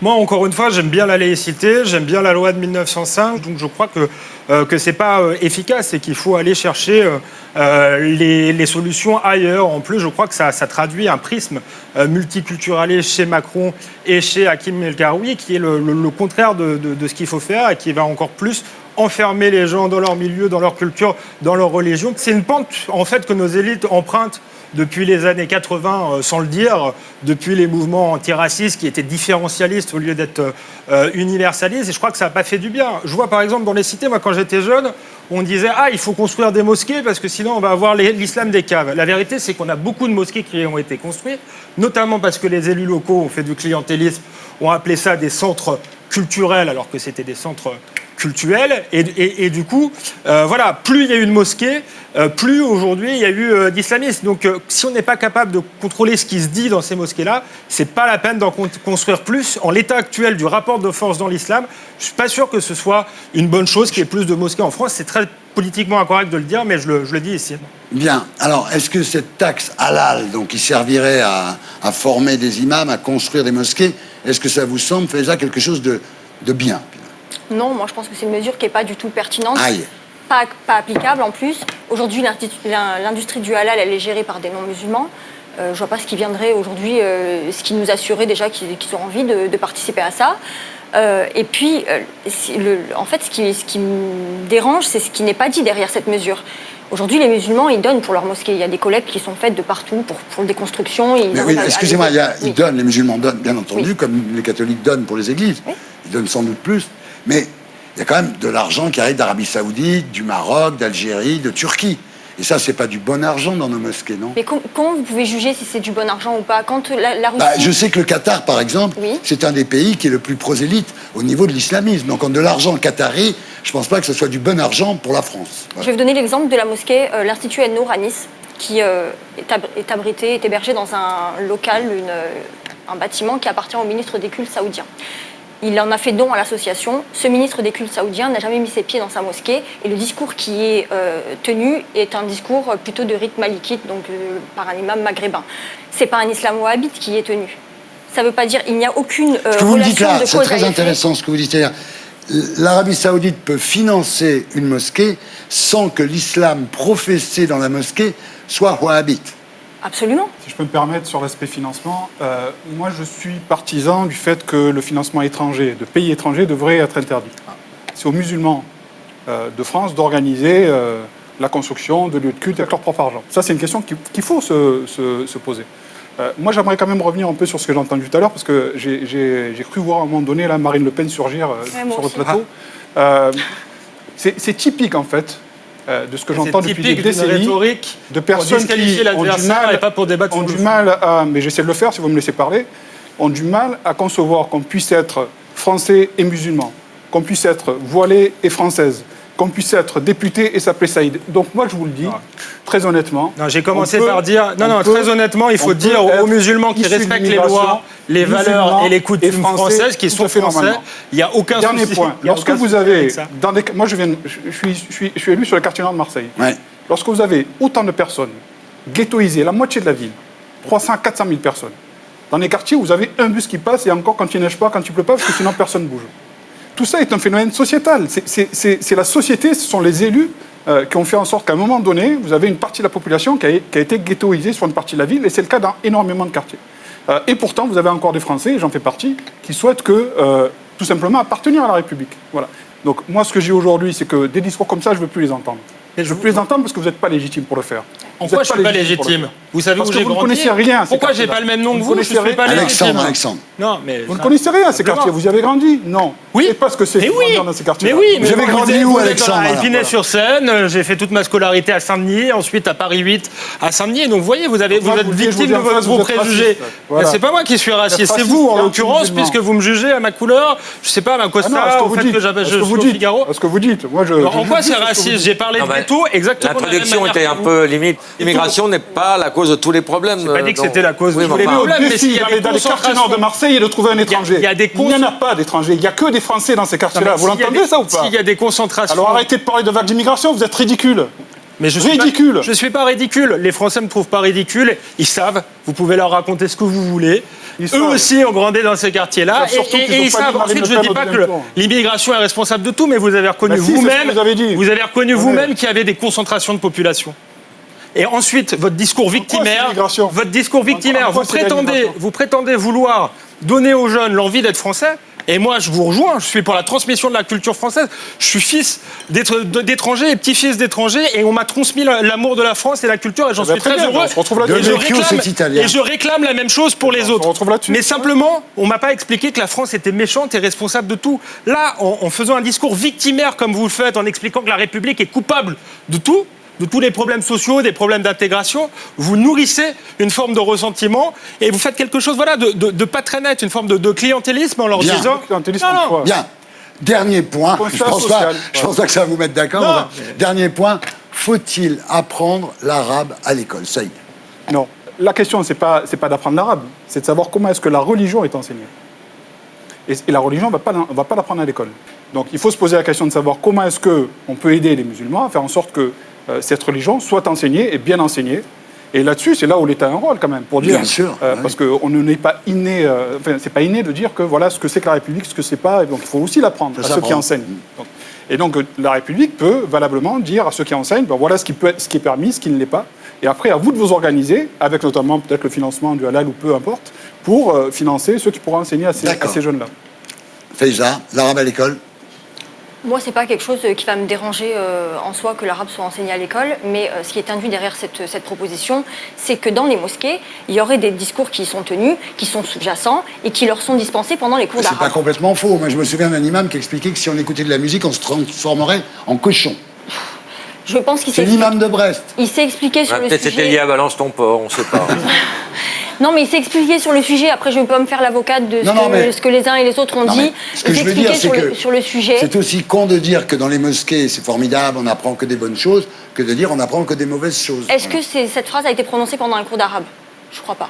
Alexandre, l'arabe à l'école? D'abord, il faut savoir que ça existe, notamment en Oui. primaire. Ouais. C'est proposé depuis très longtemps, depuis les années 70. Ensuite, dans le secondaire, des classes sont fermées, mais effectivement parce que les enfants se sont tournés vers l'arabe coranique des mosquées plutôt que vers l'arabe littéraire. Donc, moi, ce que je pense que la priorité, c'est quand même d'apprendre le français en primaire, justement pour éviter une partition communautariste de la société.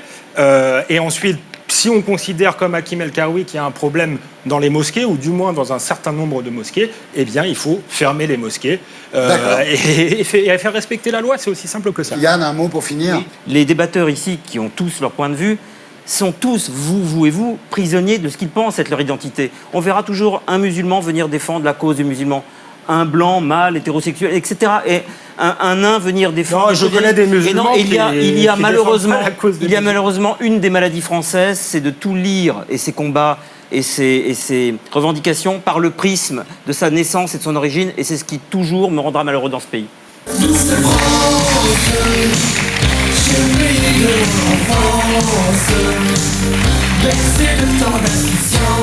Felicia Ben Mohamed, merci d'avoir été avec nous. Saïd Amabar, merci d'avoir été avec nous. Alexandre Devecchio, merci d'avoir été avec nous. Au revoir. Rachida, dont nous saluons le souvenir ici ce soir. Yann, merci d'avoir été avec nous, vous aussi. On se retrouve après la pub pour la suite des Terriens du samedi. À tout de suite.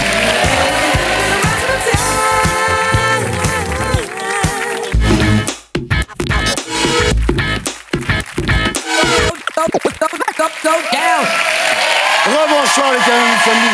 Bienvenue dans l'émission qui vous permet de savoir Quel jour on est. Laurent Baffy est toujours avec moi.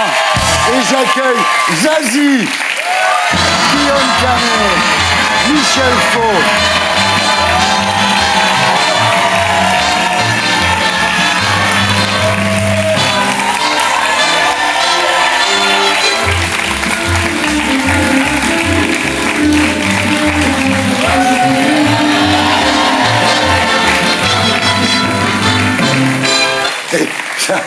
Ça fait 30 ans qu'il fait ça. Il le faisait déjà dans Tout le monde en parle, t'imagines? Bon, Zazie, ça va? Oui. Zazie, ça vous fait pas bizarre d'être sur un siège fixe, non? Ça va? Il est pas il est pas fixe. quand même. Hein. Il est pas fixe, autant pour moi. Donc, Zazie, vous quittez The Voice. Qu'est-ce qui va le plus vous manquer? Le fauteuil qui tourne, les pantalons en lézard de Florent Pagny, ou de faire croire à des chanteurs qui vont devenir célèbres? Il y en a quand même pas mal qui deviennent célèbres, Oui, quand même. oui, Louane, Kenji, etc. On C'est en vrai. passe, les frères Ouais. de la Vega, le Pierre Bogas, etc. C'est vrai. Donc, ça Il y en se a beaucoup fait. qui se suicident aussi. Alors, on va parler de votre nouvel album qui s'appelle Essentiel. Le premier single qui s'appelle Speed en est à 3 millions de vues. 3 millions de vues sur YouTube. Mais tout l'album est bien. Guillaume Canet, j'ai découvert cette photo en préparant l'émission. Vous avez retrouvé vos couilles ou pas? Là, j'ai encore mal. Ah ouais, vous avez encore mal pas, parce que... pas à la couille, mais au muscle, en fait. À l'adducteur. À l'adducteur, ouais. Parce que dans le film qui vous amène avec Michel Faux, il en faut des couilles. Ça s'appelle L'amour est une fête. Ça se passe dans l'univers du porno des années 80. En fait, ça aurait pu s'appeler Les Petits Mouchoirs. Ouais. Mais bon. T'as compris? Ouais. Il a compris, il est d'accord. Avec vous, Michel Faux. Bravo! Michel Faux, que je ne connaissais pas, mais que j'ai vu. Génie. Ah, il est formidable. Génie. Un comédien exceptionnel qui peut absolument tout jouer, même les comédiennes.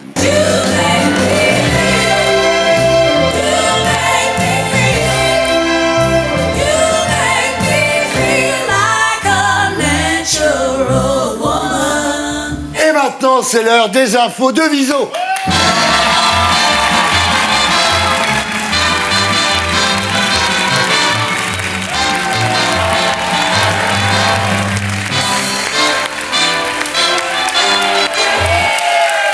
Bonjour Thierry, Bonjour. bonjour Laurent, bonjour à tous. Je descends de mieux en mieux l'escalier. Oui, à mon avis. En fin d'année, à mon avis, je me jette.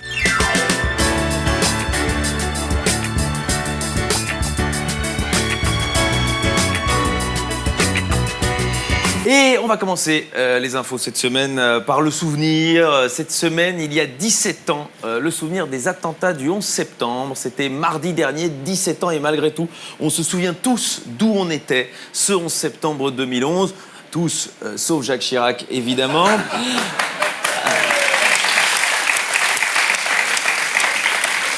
Allez, on y va pour la politique française. Marche de mieux en mieux cette affaire. Affaire Benalla. BFM TV diffuse la fiche de paye et le contrat d'Alexandre Benalla à l'Élysée. On apprend qu'il gagnait 7 113 € par mois. On n'avait pas vu un arabe aussi bien payé pour mettre des coups de boule depuis Zinedine Zidane. Ouais, ça, elle est bonne. Ah ouais. Alors c'est vrai, c'est bien payé, 7 113 € par mois, mais pour finir, pour un mec qui était à la fois garde du corps, CRS, bagagiste, agent secret et catcheur semi-professionnel, c'est cadeau. Dans la série Entourage du président, le poste de porte-parole de l'Élysée occupé par Bruno Roger Petit va être supprimé. Alors c'est cet ancien journaliste qui avait tellement léché Macron pendant la campagne qu'il a été obligé de lui inventer un poste de porte-parole muet, très très rare. En tout cas, si vous, chez vous, vous vous sentez inutile dans la vie, pensez à Bruno Roger Petit et après vous vous sentirez beaucoup mieux. Venons-en à la polémique de la semaine. L'école Jean-Michel Blanquer veut redonner du prestige à la langue arabe. Et oui, c'est vrai qu'une langue parlée par 350 millions de personnes dans le monde, elle attendait Jean-Michel Blanquer pour qu'on lui redonne un petit peu de prestige. L'idée de pouvoir apprendre à l'école l'arabe comme on apprend le russe ou le chinois, évidemment, c'était un choix. Alors, à l'extrême droite, ils se sont emballés. Il va y avoir des cours d'arabe obligatoires. Nos enfants vont tous parler arabe. Et c'est quand même marrant de se rendre compte que les premiers à gueuler, c'est ceux qui, en 40, auraient été les premiers à apprendre de l'allemand.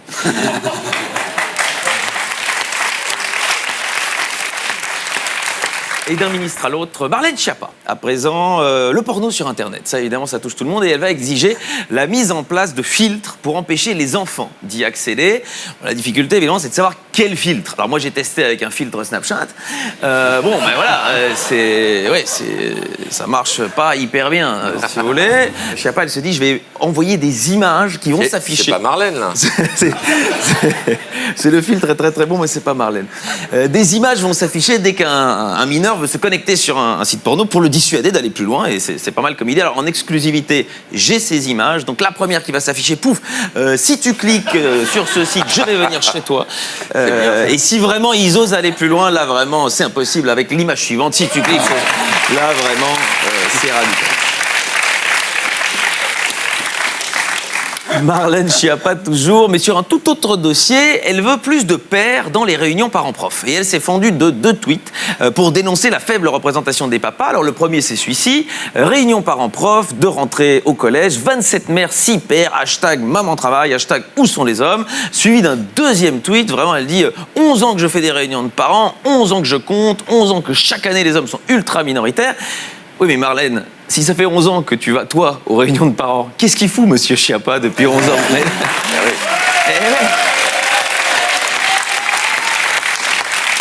En tout cas, le féminisme, c'est comme le porno, faut mettre le bon filtre. Allez, féminisme, vrai féminisme cette fois. Le journaliste Franck Ballanger, mari de Roxana Maracineanu, la nouvelle ministre des Sports, ne couvrira plus les sports pour cause de conflits d'intérêts. Si seulement Macron avait nommé la femme de Pascal Praud, ça nous aurait fait beaucoup de bien à tous. Allez, judiciaire. Agression au couteau à Paris. On l'a fusillé avec des boules de pétanque. C'était cette semaine. 7 personnes blessées au couteau le long du canal de l'Ourcq. L'homme d'origine afghane a été interpellé grâce à un joueur de pétanque qui lui a lancé une boule en pleine tête. Les Français, faut pas les faire chier, je peux vous dire. Mais surtout, c'est quand même le summum de l'humiliation pour un musulman de servir de cochonnet. Heureusement qu'il ne jouait pas au ping-pong. Et heureusement qu'il ne jouait pas au ping-pong. Média. Frédéric Lopez quitte Rendez-vous en terre inconnue. Et avoir la tête de certains quand ils ont appris l'info, je peux vous dire, c'était pas facile. Alors là, les Mursis d'Éthiopie font une gueule jusque par terre. Et c'est vraiment bête qu'il arrête. On aurait tous rêvé de voir Didier Deschamps dans l'émission, la tête qu'il aurait fait quand il aurait appris qu'on l'emmenait chez le dentiste. Et champion du monde toujours, le capitaine des Bleus, Hugo Lloris, condamné pour conduite en état d'ivresse à Londres, une suspension de permis de 20 mois et 50 000 livres d'amende. En apprenant la nouvelle, Franck Ribéry aurait déclaré 50 000 livres, déjà tu m'en donnes un, je me sens largement puni. C'est un peu facile, mais on l'apprend quand même. Allez, les brèves. Bergerac. Ivre, il saute du 7e étage et atterrit sur le toit d'une supérette. Et ça l'a sauvé. Ça l'a sauvé. Morale de l'histoire, c'est l'absence du commerce de proximité qui a tué Mike Brandt.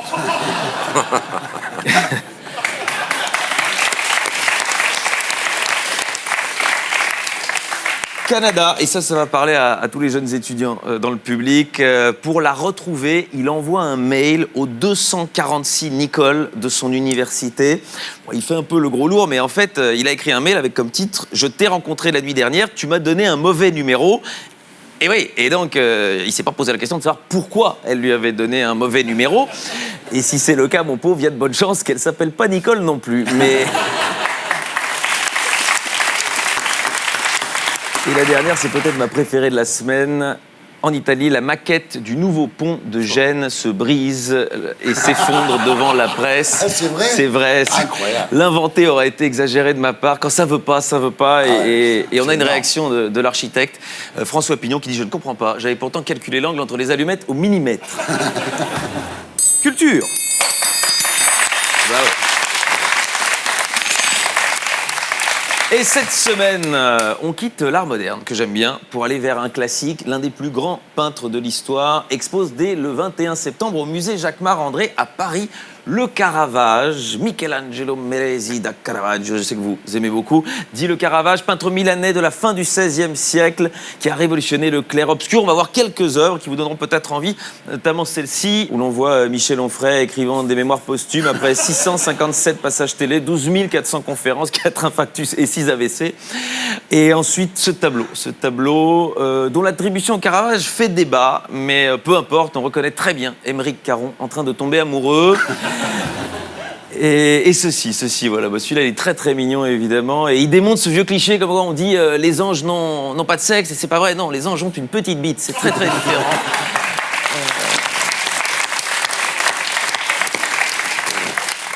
Et il a également peint des gens de son époque, notamment, voilà, ici, un portrait du pape Paul V. Très, très beau. Alors, quand on l'observe comme ça, on voit le visage de l'homme, on voit qu'il y a beaucoup de détresse. Qu'est-ce qu'il nous dit? Alors, je crois que j'ai un début de réponse. Il nous dit ceci: ok, mes parents n'avaient pas beaucoup d'argent, mais de là à me refiler les vêtements de ma grande sœur, putain.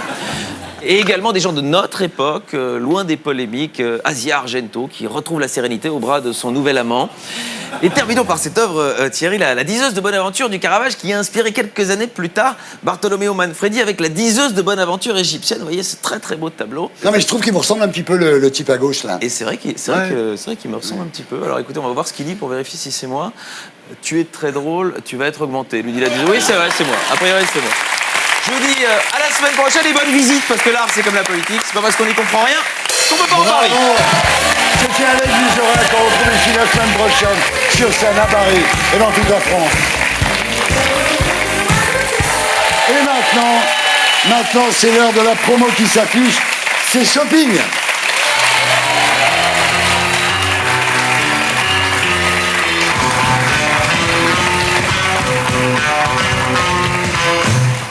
Voilà, parce qu'un artiste, c'est aussi un code barre. C'est comme un supermarché, c'est du shopping.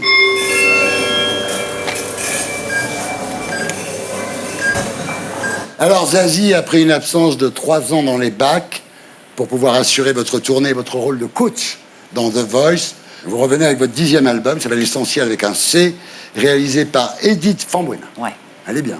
Oui, il est bien. Ouais. Alors vous dites, on a joué la carte de l'électrique, de l'aquatique et du feu de bois. C'est dire quoi? J'ai dit ça, moi? Ouais, Qu'est-ce qu'on peut dire comme bêtise? Oui, c'est con, mais c'est pour ça. Non, on a passé un temps infini à faire cet album, mais joyeux, voilà. C'est plus électronique qu'avant, quand même, non? Ouais, j'avais déjà mis un petit peu d'électro dans Tout le monde il est beau, ouais. dans des chansons comme ça, même la loupe de Je suis un homme, c'était un sample. Mais oui, c'est bien aussi de ne pas s'interdire des trucs, puisqu'on appelle ça de la variété. Est-ce qu'il n'y a pas un peu trop d'électro, là, justement? Tu trouves? Non, je pose la question. Oui, c'est très réussi. Il y a une chanson qui s'appelle Speed. Donc il y a 3 millions de vues sur YouTube, qui est très gonflée parce que c'est une accélération, un changement de tempo, c'est un peu un rythme exponentiel. C'est un peu comme un cœur qui s'accélère. Oui, après, c'est pas nous qui... Tachycardie musicale. Voilà, exactement. Voilà. Ça finira mal, hein. Massage Je ne cache pas que ça cardiaque. finira mal. Hein. Oui, c'est ça. Et l'album s'appelle Défibrillateur, alors pourquoi? C'est pas un principe qu'on a inventé, hein. Il y a J'adorais la Otis valse à Redding. 1000 ans. Otis Redding, Try a Little Tenderness. Voilà. Ça commence très lentement et ça se termine très rapide. La chenille qui redémarre. Voilà, la danse des canards, etc. Enfin bon, les références. Alors, il y a aussi les mots, parce qu'un cœur flambant vieux, pour qui il est désormais temps de quitter ce corps sage. C'est toujours très bien écrit. Ouais. 3 millions de vues, je l'ai déjà dit 2 fois. On regarde à quoi donc ça ça ressemble. fait 6 millions pour le coup. Voilà. Cool. On regarde Ça va très vite. à quoi ça ressemble. Magnéto, j'allais faire ça. Magnéto, Serge, il est revenu, Serge. Magnéto, Serge. Allez, debout, allez, sors. Je te sens battre au fond de moi.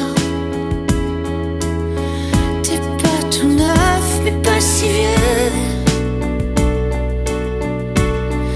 Non, t'es flambant vieux. Et tu speed encore. Oui, tu speed encore. Réveille-toi, fais pas le mort. L'univers ne s'arrête pas. Parce qu'on a plus. Bravo, Zazie. Ça s'appelle Speed. Donc ça, c'est le premier single. Le deuxième single, j'imagine, ça va être Waterloo, non? Non. Ah bon? Non. C'est quoi? Mystère. Mystère. Non, Waterloo, parce que le 13 novembre 2015, vous allez chercher votre fille au cirque. Et en rentrant, vous êtes en scooter, vous passez devant la Bonne Bière. 15 secondes après la fusillade, c'est un silence de mort. Et au loin, on entend les coups de feu au petit Cambodge. Et votre fille s'évanouit. Ben, forcément, oui, on n'était pas destiné à vivre une zone de guerre. Après, la chanson Waterloo est pas. D'ailleurs, elle se serait appelée autrement. Elle se serait appelée Bataclan. C'est vraiment, voilà, un autre d'un traumatisme. Voilà, on fait quelque chose d'un peu plus générique qui s'appelle la violence des hommes et de l'humanité. Ça s'appelle Waterloo.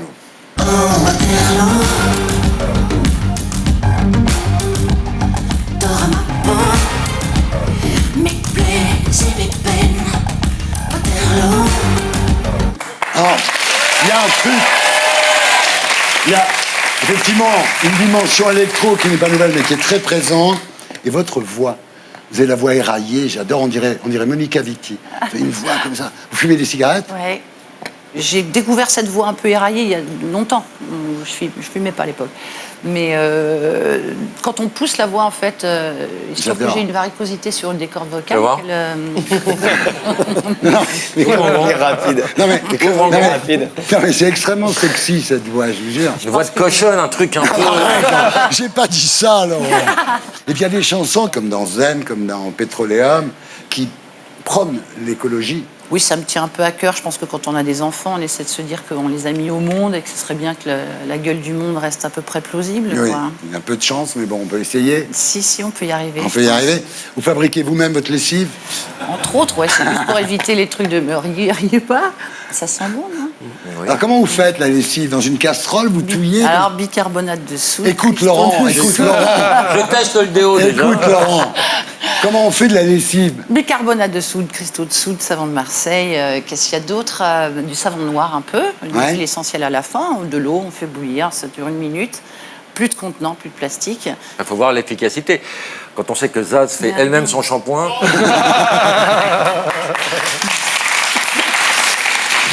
Voilà. C'est les Marion Cotillard, Guillaume Canet. Vous faites votre lessive? Non. Non, mais il y a un vrai... Et vous avez des toilettes sèches. Et vous faites votre compost vous-même. Ça, le compost, oui. Voilà. Ça, on a un compost, tout à fait. Ouais, et ça sent la merde dans le jardin, c'est là, ça, c'est le deuxième effet que je trouve. Sur le palier, même.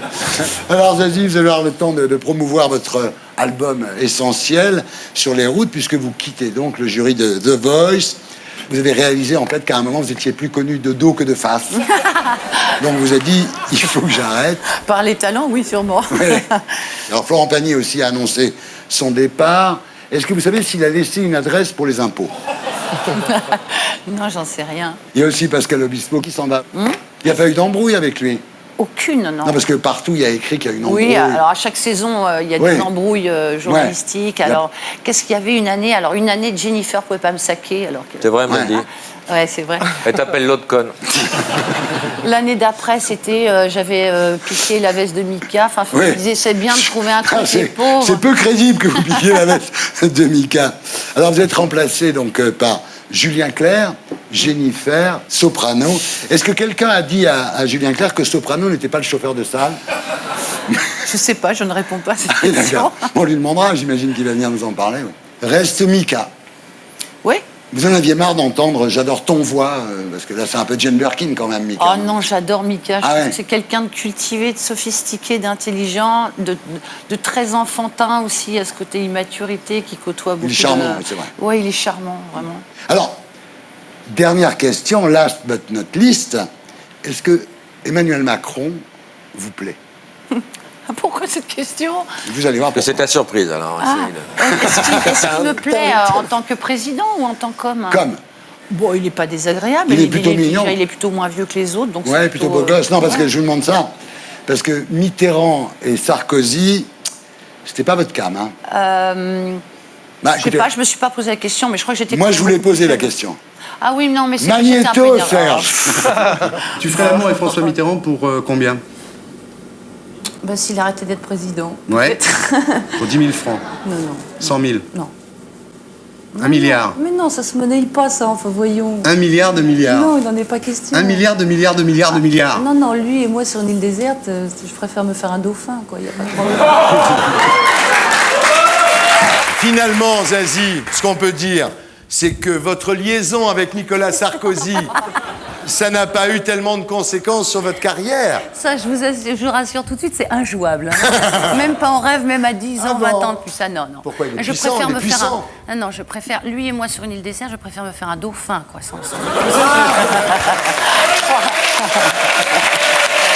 Alors voilà, la question est Macron ou un dauphin?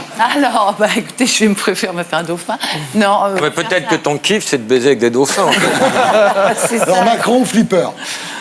Non, mais ni l'un ni l'autre. Enfin, je sais pas. Oh, Moi, j'ai grandi un peu, pardon. Hein.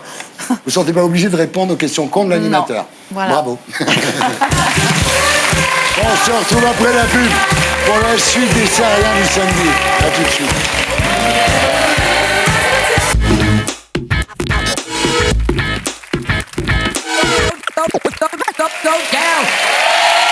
Bonsoir les Terriens du samedi. Bienvenue dans l'émission qui vous permet de savoir quel jour on est en compagnie de Zazie, de Guillaume Canet, de Michel Faux et de Laurent Baffy. Et maintenant, c'est l'heure de l'Hardy Quiz. Aïe.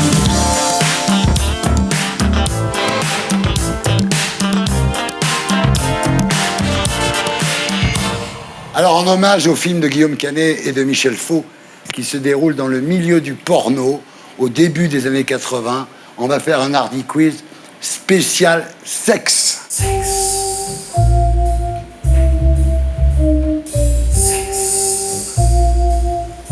Et le gagnant ou la gagnante aura droit à un hommage promotionnel fait par Thierry Ardisson.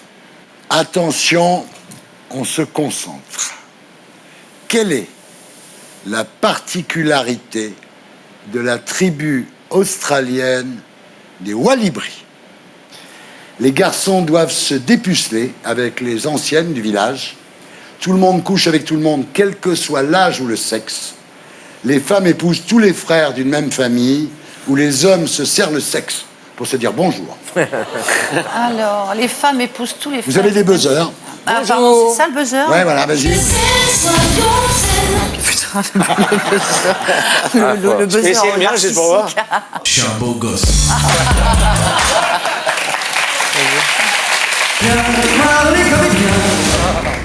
Bon, qui... Non. Alors... Moi, j'aime bien l'idée qu'ils se disent bonjour Ouais, c'est génial. en se serrant le sexe. Bravo, Guillaume Canet! Alors, Guillaume.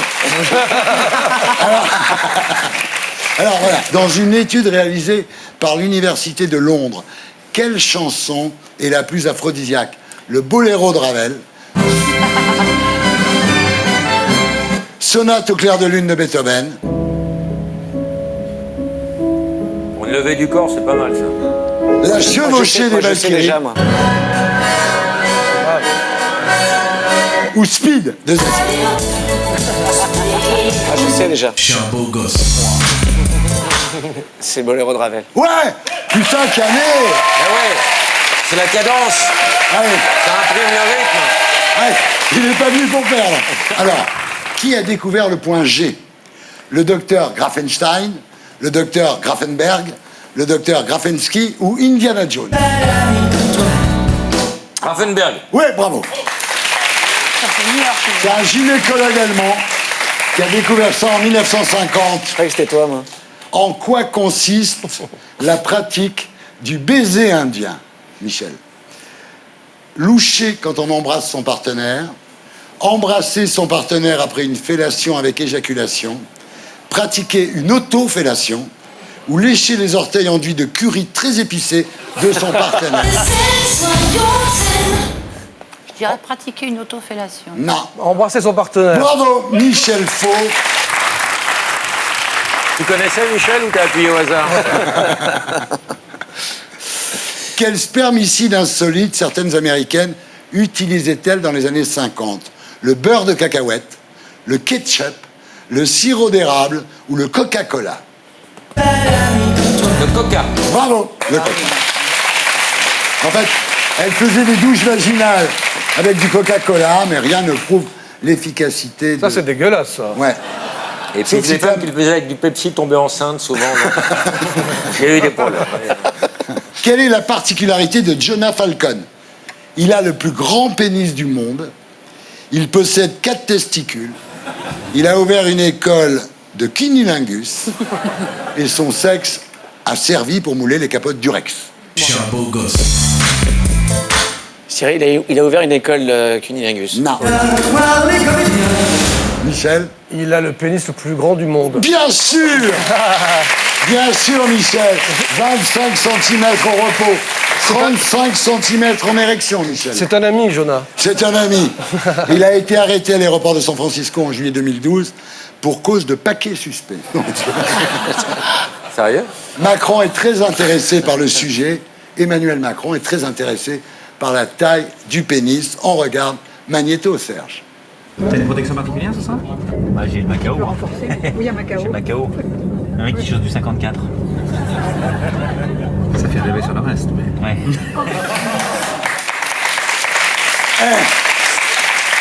Moi, je dis rien, mais ça laisse rêveur, dit-il, tu vois. Voilà.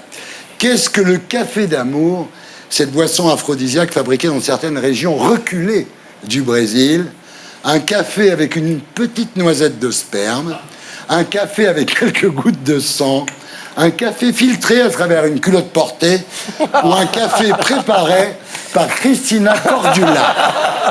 Je suis un beau gosse. La noisette de sperme, vraiment? Non. La culotte portée? Oui, bravo. Et c'est Michel qui mène, il est bien ce Michel Faux, hein, franchement, il répond bien.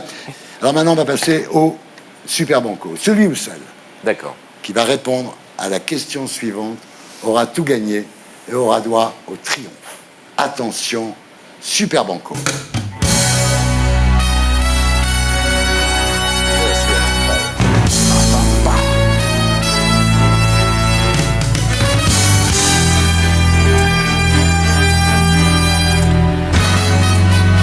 Alors, d'après une étude scientifique, qui a une vie sexuelle 3 fois plus épanouie que les autres?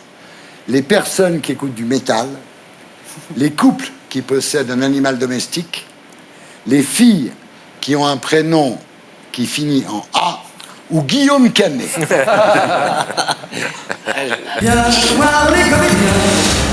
Guillaume Canet. Je connais déjà une bonne réponse. Les filles qui ont un prénom qui finissent par A. Ouais, c'est marrant. Ça ne m'étonne pas. Ouais. Mais c'est vrai. Hein. Ah merde, c'est toi qui as gagné. Ah merde, je voulais pas, je suis désolé. J'ai pas préparé d'éloge sur toi. Qui est numéro 2? Michel Faux. Michel Faux a bien répondu, je vais faire l'éloge de Michel Faux. Un foulard en soie, une mèche sur le front. Oui, c'est bien Michel Faux, que vous retrouvez au cinéma aux côtés de Guillaume Canet dans L'amour est une fête. Et retrouvez aussi Michel Faux au Théâtre de Paris, dans Fric Frac, une pièce pleine de gouailles qui nous plonge avec humour dans le Paris des années 30 et dans laquelle Michel Faux, pour une fois, n'est pas déguisé en femme. Bravo!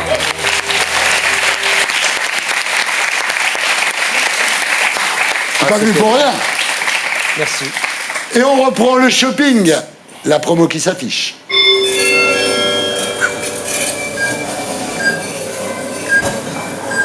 Alors Guillaume Canet et Michel Faux, vous êtes avec Gilles Lelouch, Camille Raza et Xavier Beauvois à l'affiche de L'amour est une fête, donc de Cédric Angers. Alors le pitch, vous, Guillaume et Gilles Lelouch, dirigez le Mirodrome, un pipe show à Pigalle en 1982. Un soir, des hommes cagoulés débarquent pour tout saccager. Vous êtes ruinés, obligés de faire affaire avec vos rivaux, et notamment un certain Maurice Vogel, interprété par Michel Faux. Et là, vous produisez un film porno pour vous refaire. Mais en vrai, vous êtes 2 flics, missionnés par Bercy pour procéder à un énorme coup de filet dans le business du X. Vous devez faire tomber Vogel. On regarde à quoi ça ressemble. Magnéto, Serge. Le ministre exige qu'on en finisse avec le blanchiment dans le porno. Voilà notre vedette, Maurice Vogel. Faut le flagrant délit. Faites affaire avec eux et vous me les surveillez. Le porno, c'est le cinéma le plus cool à faire. Tu veux travailler comme producteur pour moi? Nous, on est partants, hein. Ça nous intéresse. C'est un bon film, hein. Enfin, pas trop bien, parce que le public aime pas ça. Hein. Si on part sur des petits films, moi, je vous plie ça en une demi-journée, hein. Est-ce que Pamela peut aller sous la douche avec toi? Mais bien sûr que tu peux baiser Pamela. Si tu le fais pas, elle va croire que tu l'aimes pas. Hein. Comment tu t'appelles? Virginie. Faut en trouver un pseudo, hein. Personne n'a envie de se faire une Virginie. Tu sais que j'ai divorcé à cause du nudisme. Et ma femme avait peur des rhumes. Bah pars, vas-y, va retrouver ton pote. Et qu'est-ce que tu crois qu'on passe notre vie à faire la bringue, c'est ça? Oh non. Oh non. Ça t'embête que je tourne? Bah non, c'est moi qui produis. Si vous loupez votre coup, moi j'en connais qui vous rateront pas. On embarque toute l'équipe du film. Non, vous êtes sérieux? Qu'est-ce qu'ils ont fait, eux? On fera des exemples. Mais c'était pas prévu, ça. On va finir ce putain de film.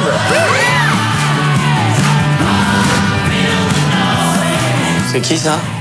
Ah, bah c'est Jésus. C'est une photo. Ouais. On le reconnaît bien, hein. Maurice, c'est une photo. Ah ouais. C'est dingue, hein.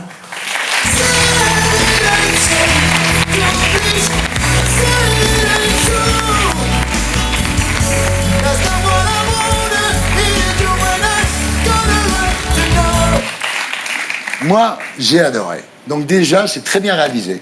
Ensuite, vous incarnez avec Gilles deux personnages extrêmement barrés. Donc lui, il a des côtelettes comme ça sur les joues. Ah ouais, c'est génial. C'est un serial baiser insatiable. Et vous, alors, Canet, il faut le voir, il a les cheveux décolorés et il fume du crack.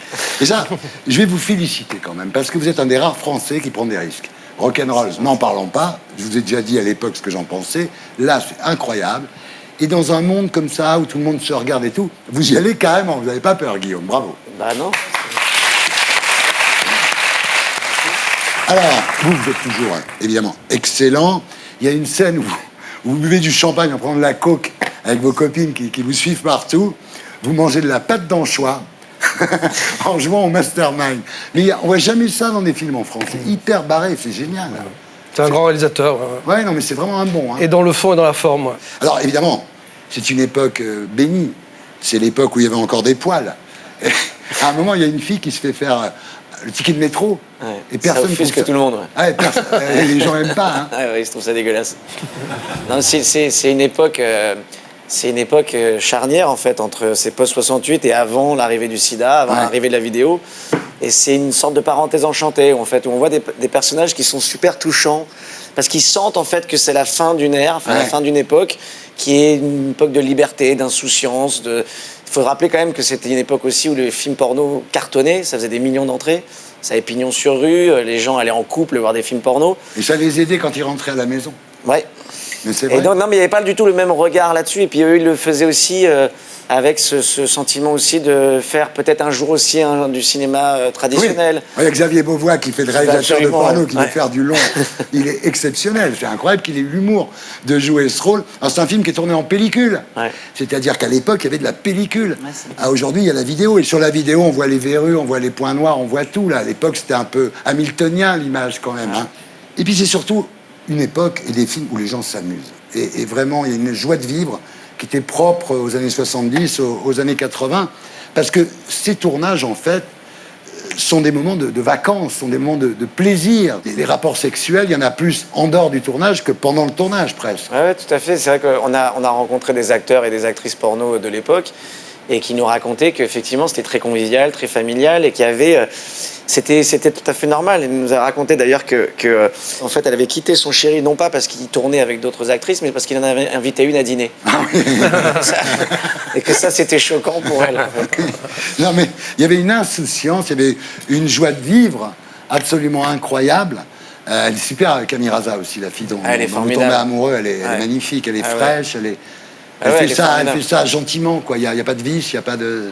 Oui, puis ils sont, comme je disais, ils sont tous vraiment humains. Et c'est vrai que Cédric, il a cette qualité de... Moi, j'avais fait La prochaine fois, je viserai le cœur avec lui. Ouais.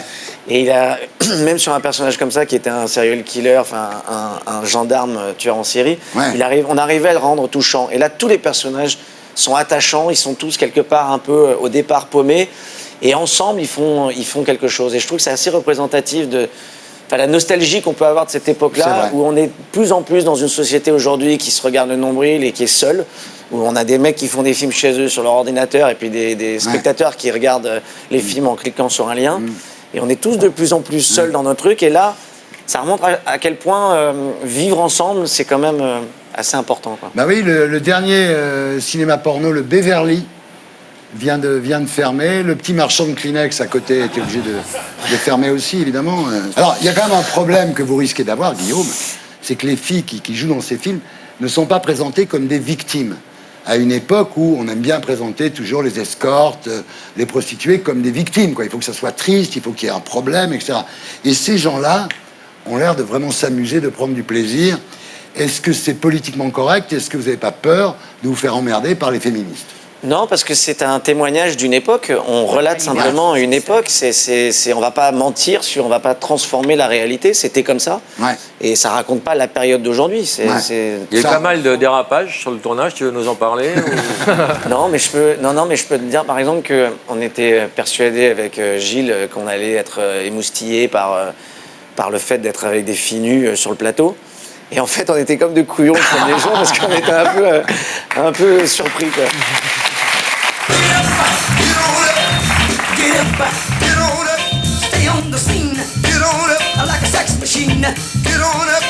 Alors Michel, vous savez que si vous continuez à fréquenter ce mec-là, vous êtes obligé de passer vos vacances au Cap Ferret et à regarder qui il y a quand même. Vous avez... Bah oui, vous savez ça quand même. Mais j'aime pas les vacances, moi. Ah ben ça tombe bien. Alors vous êtes donc au cinéma avec Guillaume Canet, vous êtes avant tout un homme de théâtre.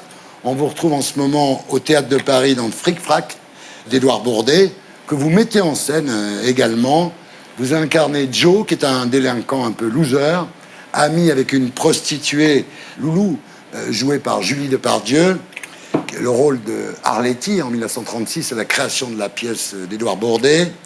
Et vous décidez d'arnaquer Las Palès, qui est un employé de bijouterie. Donc déjà, ça promet. C'est pas vous qui jouez Loulou? Non. Pourtant, vous adorez vous travestir quand même. Ouais, mais je suis trop moche, non. Loulou, il fallait qu'elle soit sexy. Donc... Ouais. Non, Julie a une évidence dans ce rôle formidable. Ouais. C'est dur de passer après Arletty. En fait, elle fait avec le style de la pièce, mais sans copier. Non, c'est formidable ce qu'elle fait. En vous regardant femme, quand même. Magnéto, Serge. Merci. Non. Ce que vous me donnez est immense. C'est la quête de toute une vie. Et à travers moi, c'est la grande famille du théâtre que vous honorez. Et je voudrais, bien sûr, remercier Madeleine Sologne. Madeleine, si tu es dans la salle, pardon. Ce n'est pas mon Molière. Ce n'est pas mon Molière, non, bien sûr. C'est le Molière de toute l'équipe. Non. Qui a travaillé.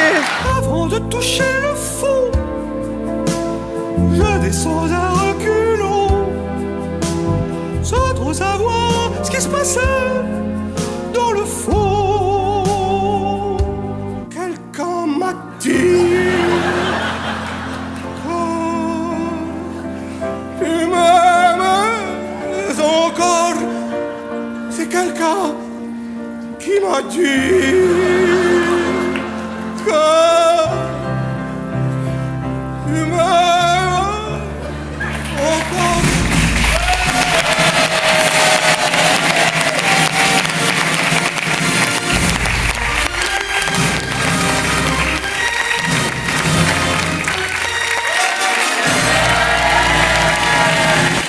Très heureux de vous avoir sur mon plateau. Michel Faux est un génie. Zen, soyons zen. Alors vous dites, le travestissement fait partie de l'histoire du théâtre, c'est le kabuki, c'est le théâtre élisabétain et dès l'Antiquité, dans les pièces de Plaute, les femmes étaient jouées par des hommes, donc c'est pas nouveau. Oui, oui. Et puis après, au 19e siècle, c'était les femmes qui jouaient les jeunes hommes. Hamlet, Lorenzaccio, c'était joué par des femmes. Alors vous reprochez à notre époque son manque d'extravagance et vous dites, les jeunes comédiens jouent tous un peu comme à la télé ou au bureau. Vous avez raison. Non, même les vieux aussi. Hein. Les vieux aussi. Oui, il y a un peu... tout le monde joue un peu pareil, en fait. Ouais. C'est ça. Alors que je pense qu'il n'y a pas un jeu qui est plus légitime que l'autre. Il y a des notions de style. Mais il n'y a pas un style qui est plus légitime. Vous devez aimer Canet, parce que lui, il y va à fond quand même. Hein. Oui, et puis il a de l'audace et puis il a de la fantaisie aussi. Beaucoup, exactement. Mais il n'est pas très intelligent. C'est pour ça. Je viens de le rappeler souvent. C'est pas ce qu'il fait. C'est pas ce qu'il fait. C'est un enfant, Guillaume. Hein. Un bel enfant. Alors, vous passez sans cesse d'un répertoire à l'autre. Vous dites, n'appartenir à aucune chapelle est un combat. Ah oui, je me sens un peu seul, mais je pense que c'est... Albert Camus disait qu'on est toujours seul, donc je pense que c'est le lot de l'artiste. Mais en effet, j'arrive encore à trouver des producteurs et des comédiens qui m'accompagnent pour faire des spectacles, donc pour l'instant, ça va. Vous avez une réputation d'ovni un peu dans le métier. Ah oui, il y a des gens qui me supportent pas, oui, mais comme disait Sacha Guitry, être aimé par tout le monde, c'est être aimé par n'importe qui, donc j'ai pas envie d'être aimé par n'importe qui. Alors, il pourrait faire les grosses têtes. Ah oui. C'est ça, aux grosses têtes, c'est gagnant. Hein. Il pourrait tout faire. Ouais, il peut tout faire. Vous dites, je suis dadaïste, je suis contre le goût du jour. Oui, c'était ça les dadaïstes. Ouais. C'était magnifique ce mouvement dadaïste. Ouais. Et dès qu'ils ont été récupérés, dès qu'ils sont devenus un mouvement artistique, ils n'étaient pas contents. Parce Guillaume, tu aimes le dadaïsme aussi, toi, en tant que cavalier. Oui. J'ai pas osé la faire. Laurent Baffy, qu'est-ce que tu veux faire? Les cons, ça ose tout. Hein. C'est ça qu'on les reconnaît. Alors, ça s'appelle L'amour est une fête. Et c'est en salle le 19 septembre.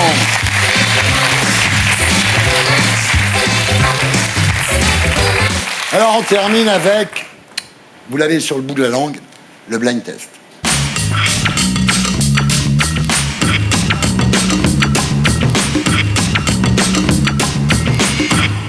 Alors, le thème du blind test aujourd'hui, c'est le bistouri. C'est-à-dire des chanteurs et des chanteuses qui ont eu affaire à la chirurgie esthétique. C'est en hommage, évidemment, à rock'n'roll, évidemment. Vous, Zazie, vous avez dit, j'ai fait du Botox. Donc, vous n'avez jamais... Ouais, j'avais essayé. Voilà, du Botox. Alors, ça devait être très mal fait, parce que je trouve qu'il y en a qui en font, que c'est plutôt bien réussi. Mais moi, j'étais un peu momifiée, alors ça m'a fait peur. Moi, j'ai fait un blanchiment de l'anus, mais je n'en parle pas par pudeur. Il est con, putain, c'est pas vrai. Vous jouez tous... Il est tellement rapide, surtout. Il est fou. Vous jouez tous contre Baffy, hein. Attention, branchez la guitare. Branche la guitare, entonner les tambours. Moi, j'accorde ma basse. 1, 2, 3, 4. Emma. On me dit que ne rien ne va pourtant Ah, même, j'ai appuyé, moi. Faut dire. Ouais. Bravo. Il n'a rien fait. Non. Il n'a rien fait, c'est une légende, regardez-la. Ouais, c'est vrai. C'est con peut-être d'avoir mis Carla Bruni. Ben oui, elle n'a rien fait. Bon, on continue, on se concentre. Emma. Michael Jackson. Bravo, Zazie. Il n'a rien fait.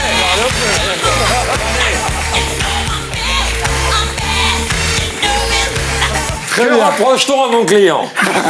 Un point pour Zazie, un point pour Laurent Baffy. Vous comptez en régie. Attention, Emma.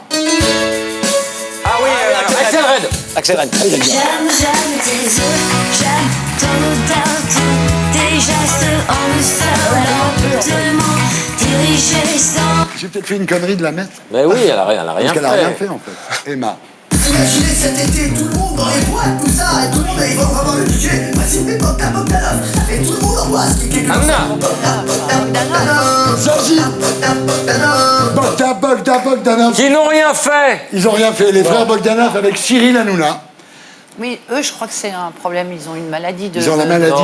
Je pense qu'ils ont la maladie d'éléphant des os, etc. Oui. Mais ils ont fait de la chirurgie pour essayer de réparer. Oui. Ça n'a pas marché. On voit bien la chirurgie réparatrice, là. Oui. Emma. Ah, Cher. Qui n'a rien fait. They say our love won't pay the rent. For it's earned, our money is all been spent. I guess that's so we don't have... Génial. Magnifique. Ah là là. La chair est faible. Sonny and Cher. Bon, attention, Emma. Oui. Les femmes, où sont les femmes Patrick Juvet.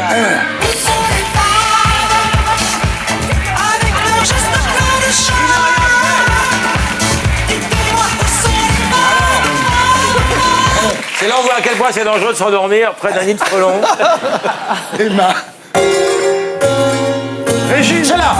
Michel Faux. Les petits papiers. À l'occasion, papier chiffon. Puis style un soir, papier buvard. Vous consolez, laissez brûler les petits papiers. Un mauvais rhume, une mauvaise photo, et voilà. On se retrouve dans un blind test d'Ardisson. Attention, Emma. Je suis là.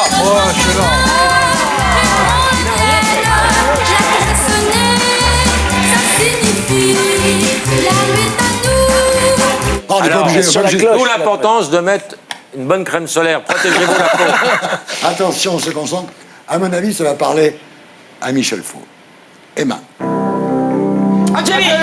J'ai touché le fond de la piscine, dans le petit pull marine, tout déchiré au coude, que j'ai pas voulu recoudre, que tu m'avais donné. Et maintenant, allez, on se fait un petit super banco. Ouais. Un petit super banco. Donc celui ou celle qui va répondre à la question suivante aura gagné le blind test et sera obligé de mimer une célébration de foot. Tu sais, quand les joueurs de foot marquent un but, ils font des trucs, des danses. Je crois que je vais perdre, moi, je sais pas pourquoi. Je sens que t'as pas envie de gagner. Attention, super banco, Emma.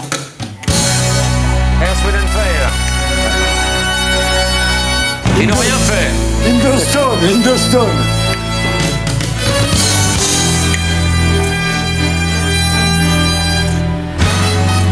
Attention, on se concentre. Emma. J'étais assise sur une pierre. Ah oui, bien sûr. Sur mon visage. Je ne savais plus comment faire. Eh oui. Ah oui, Ophélie Winter. Voilà. Je me donnais la foi, le fond de moi. J'ai dans le cœur, parce qu'il dit de mes pas. Je me donnais la foi, et puis je ne... Bon, mais Guillaume, alors comment ça se passe au foot quand on gagne? Vas-y, Guillaume.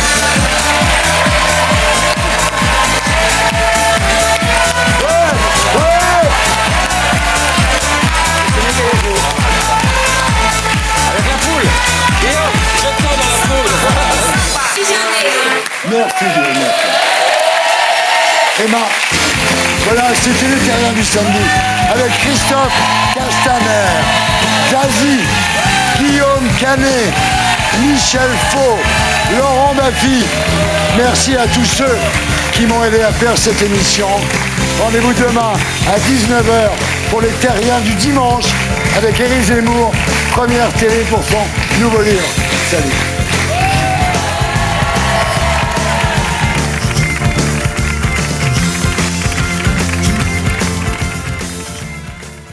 Et pour être sûr de ne rien rater de Inarditube, abonnez-vous et mettez un pouce bleu.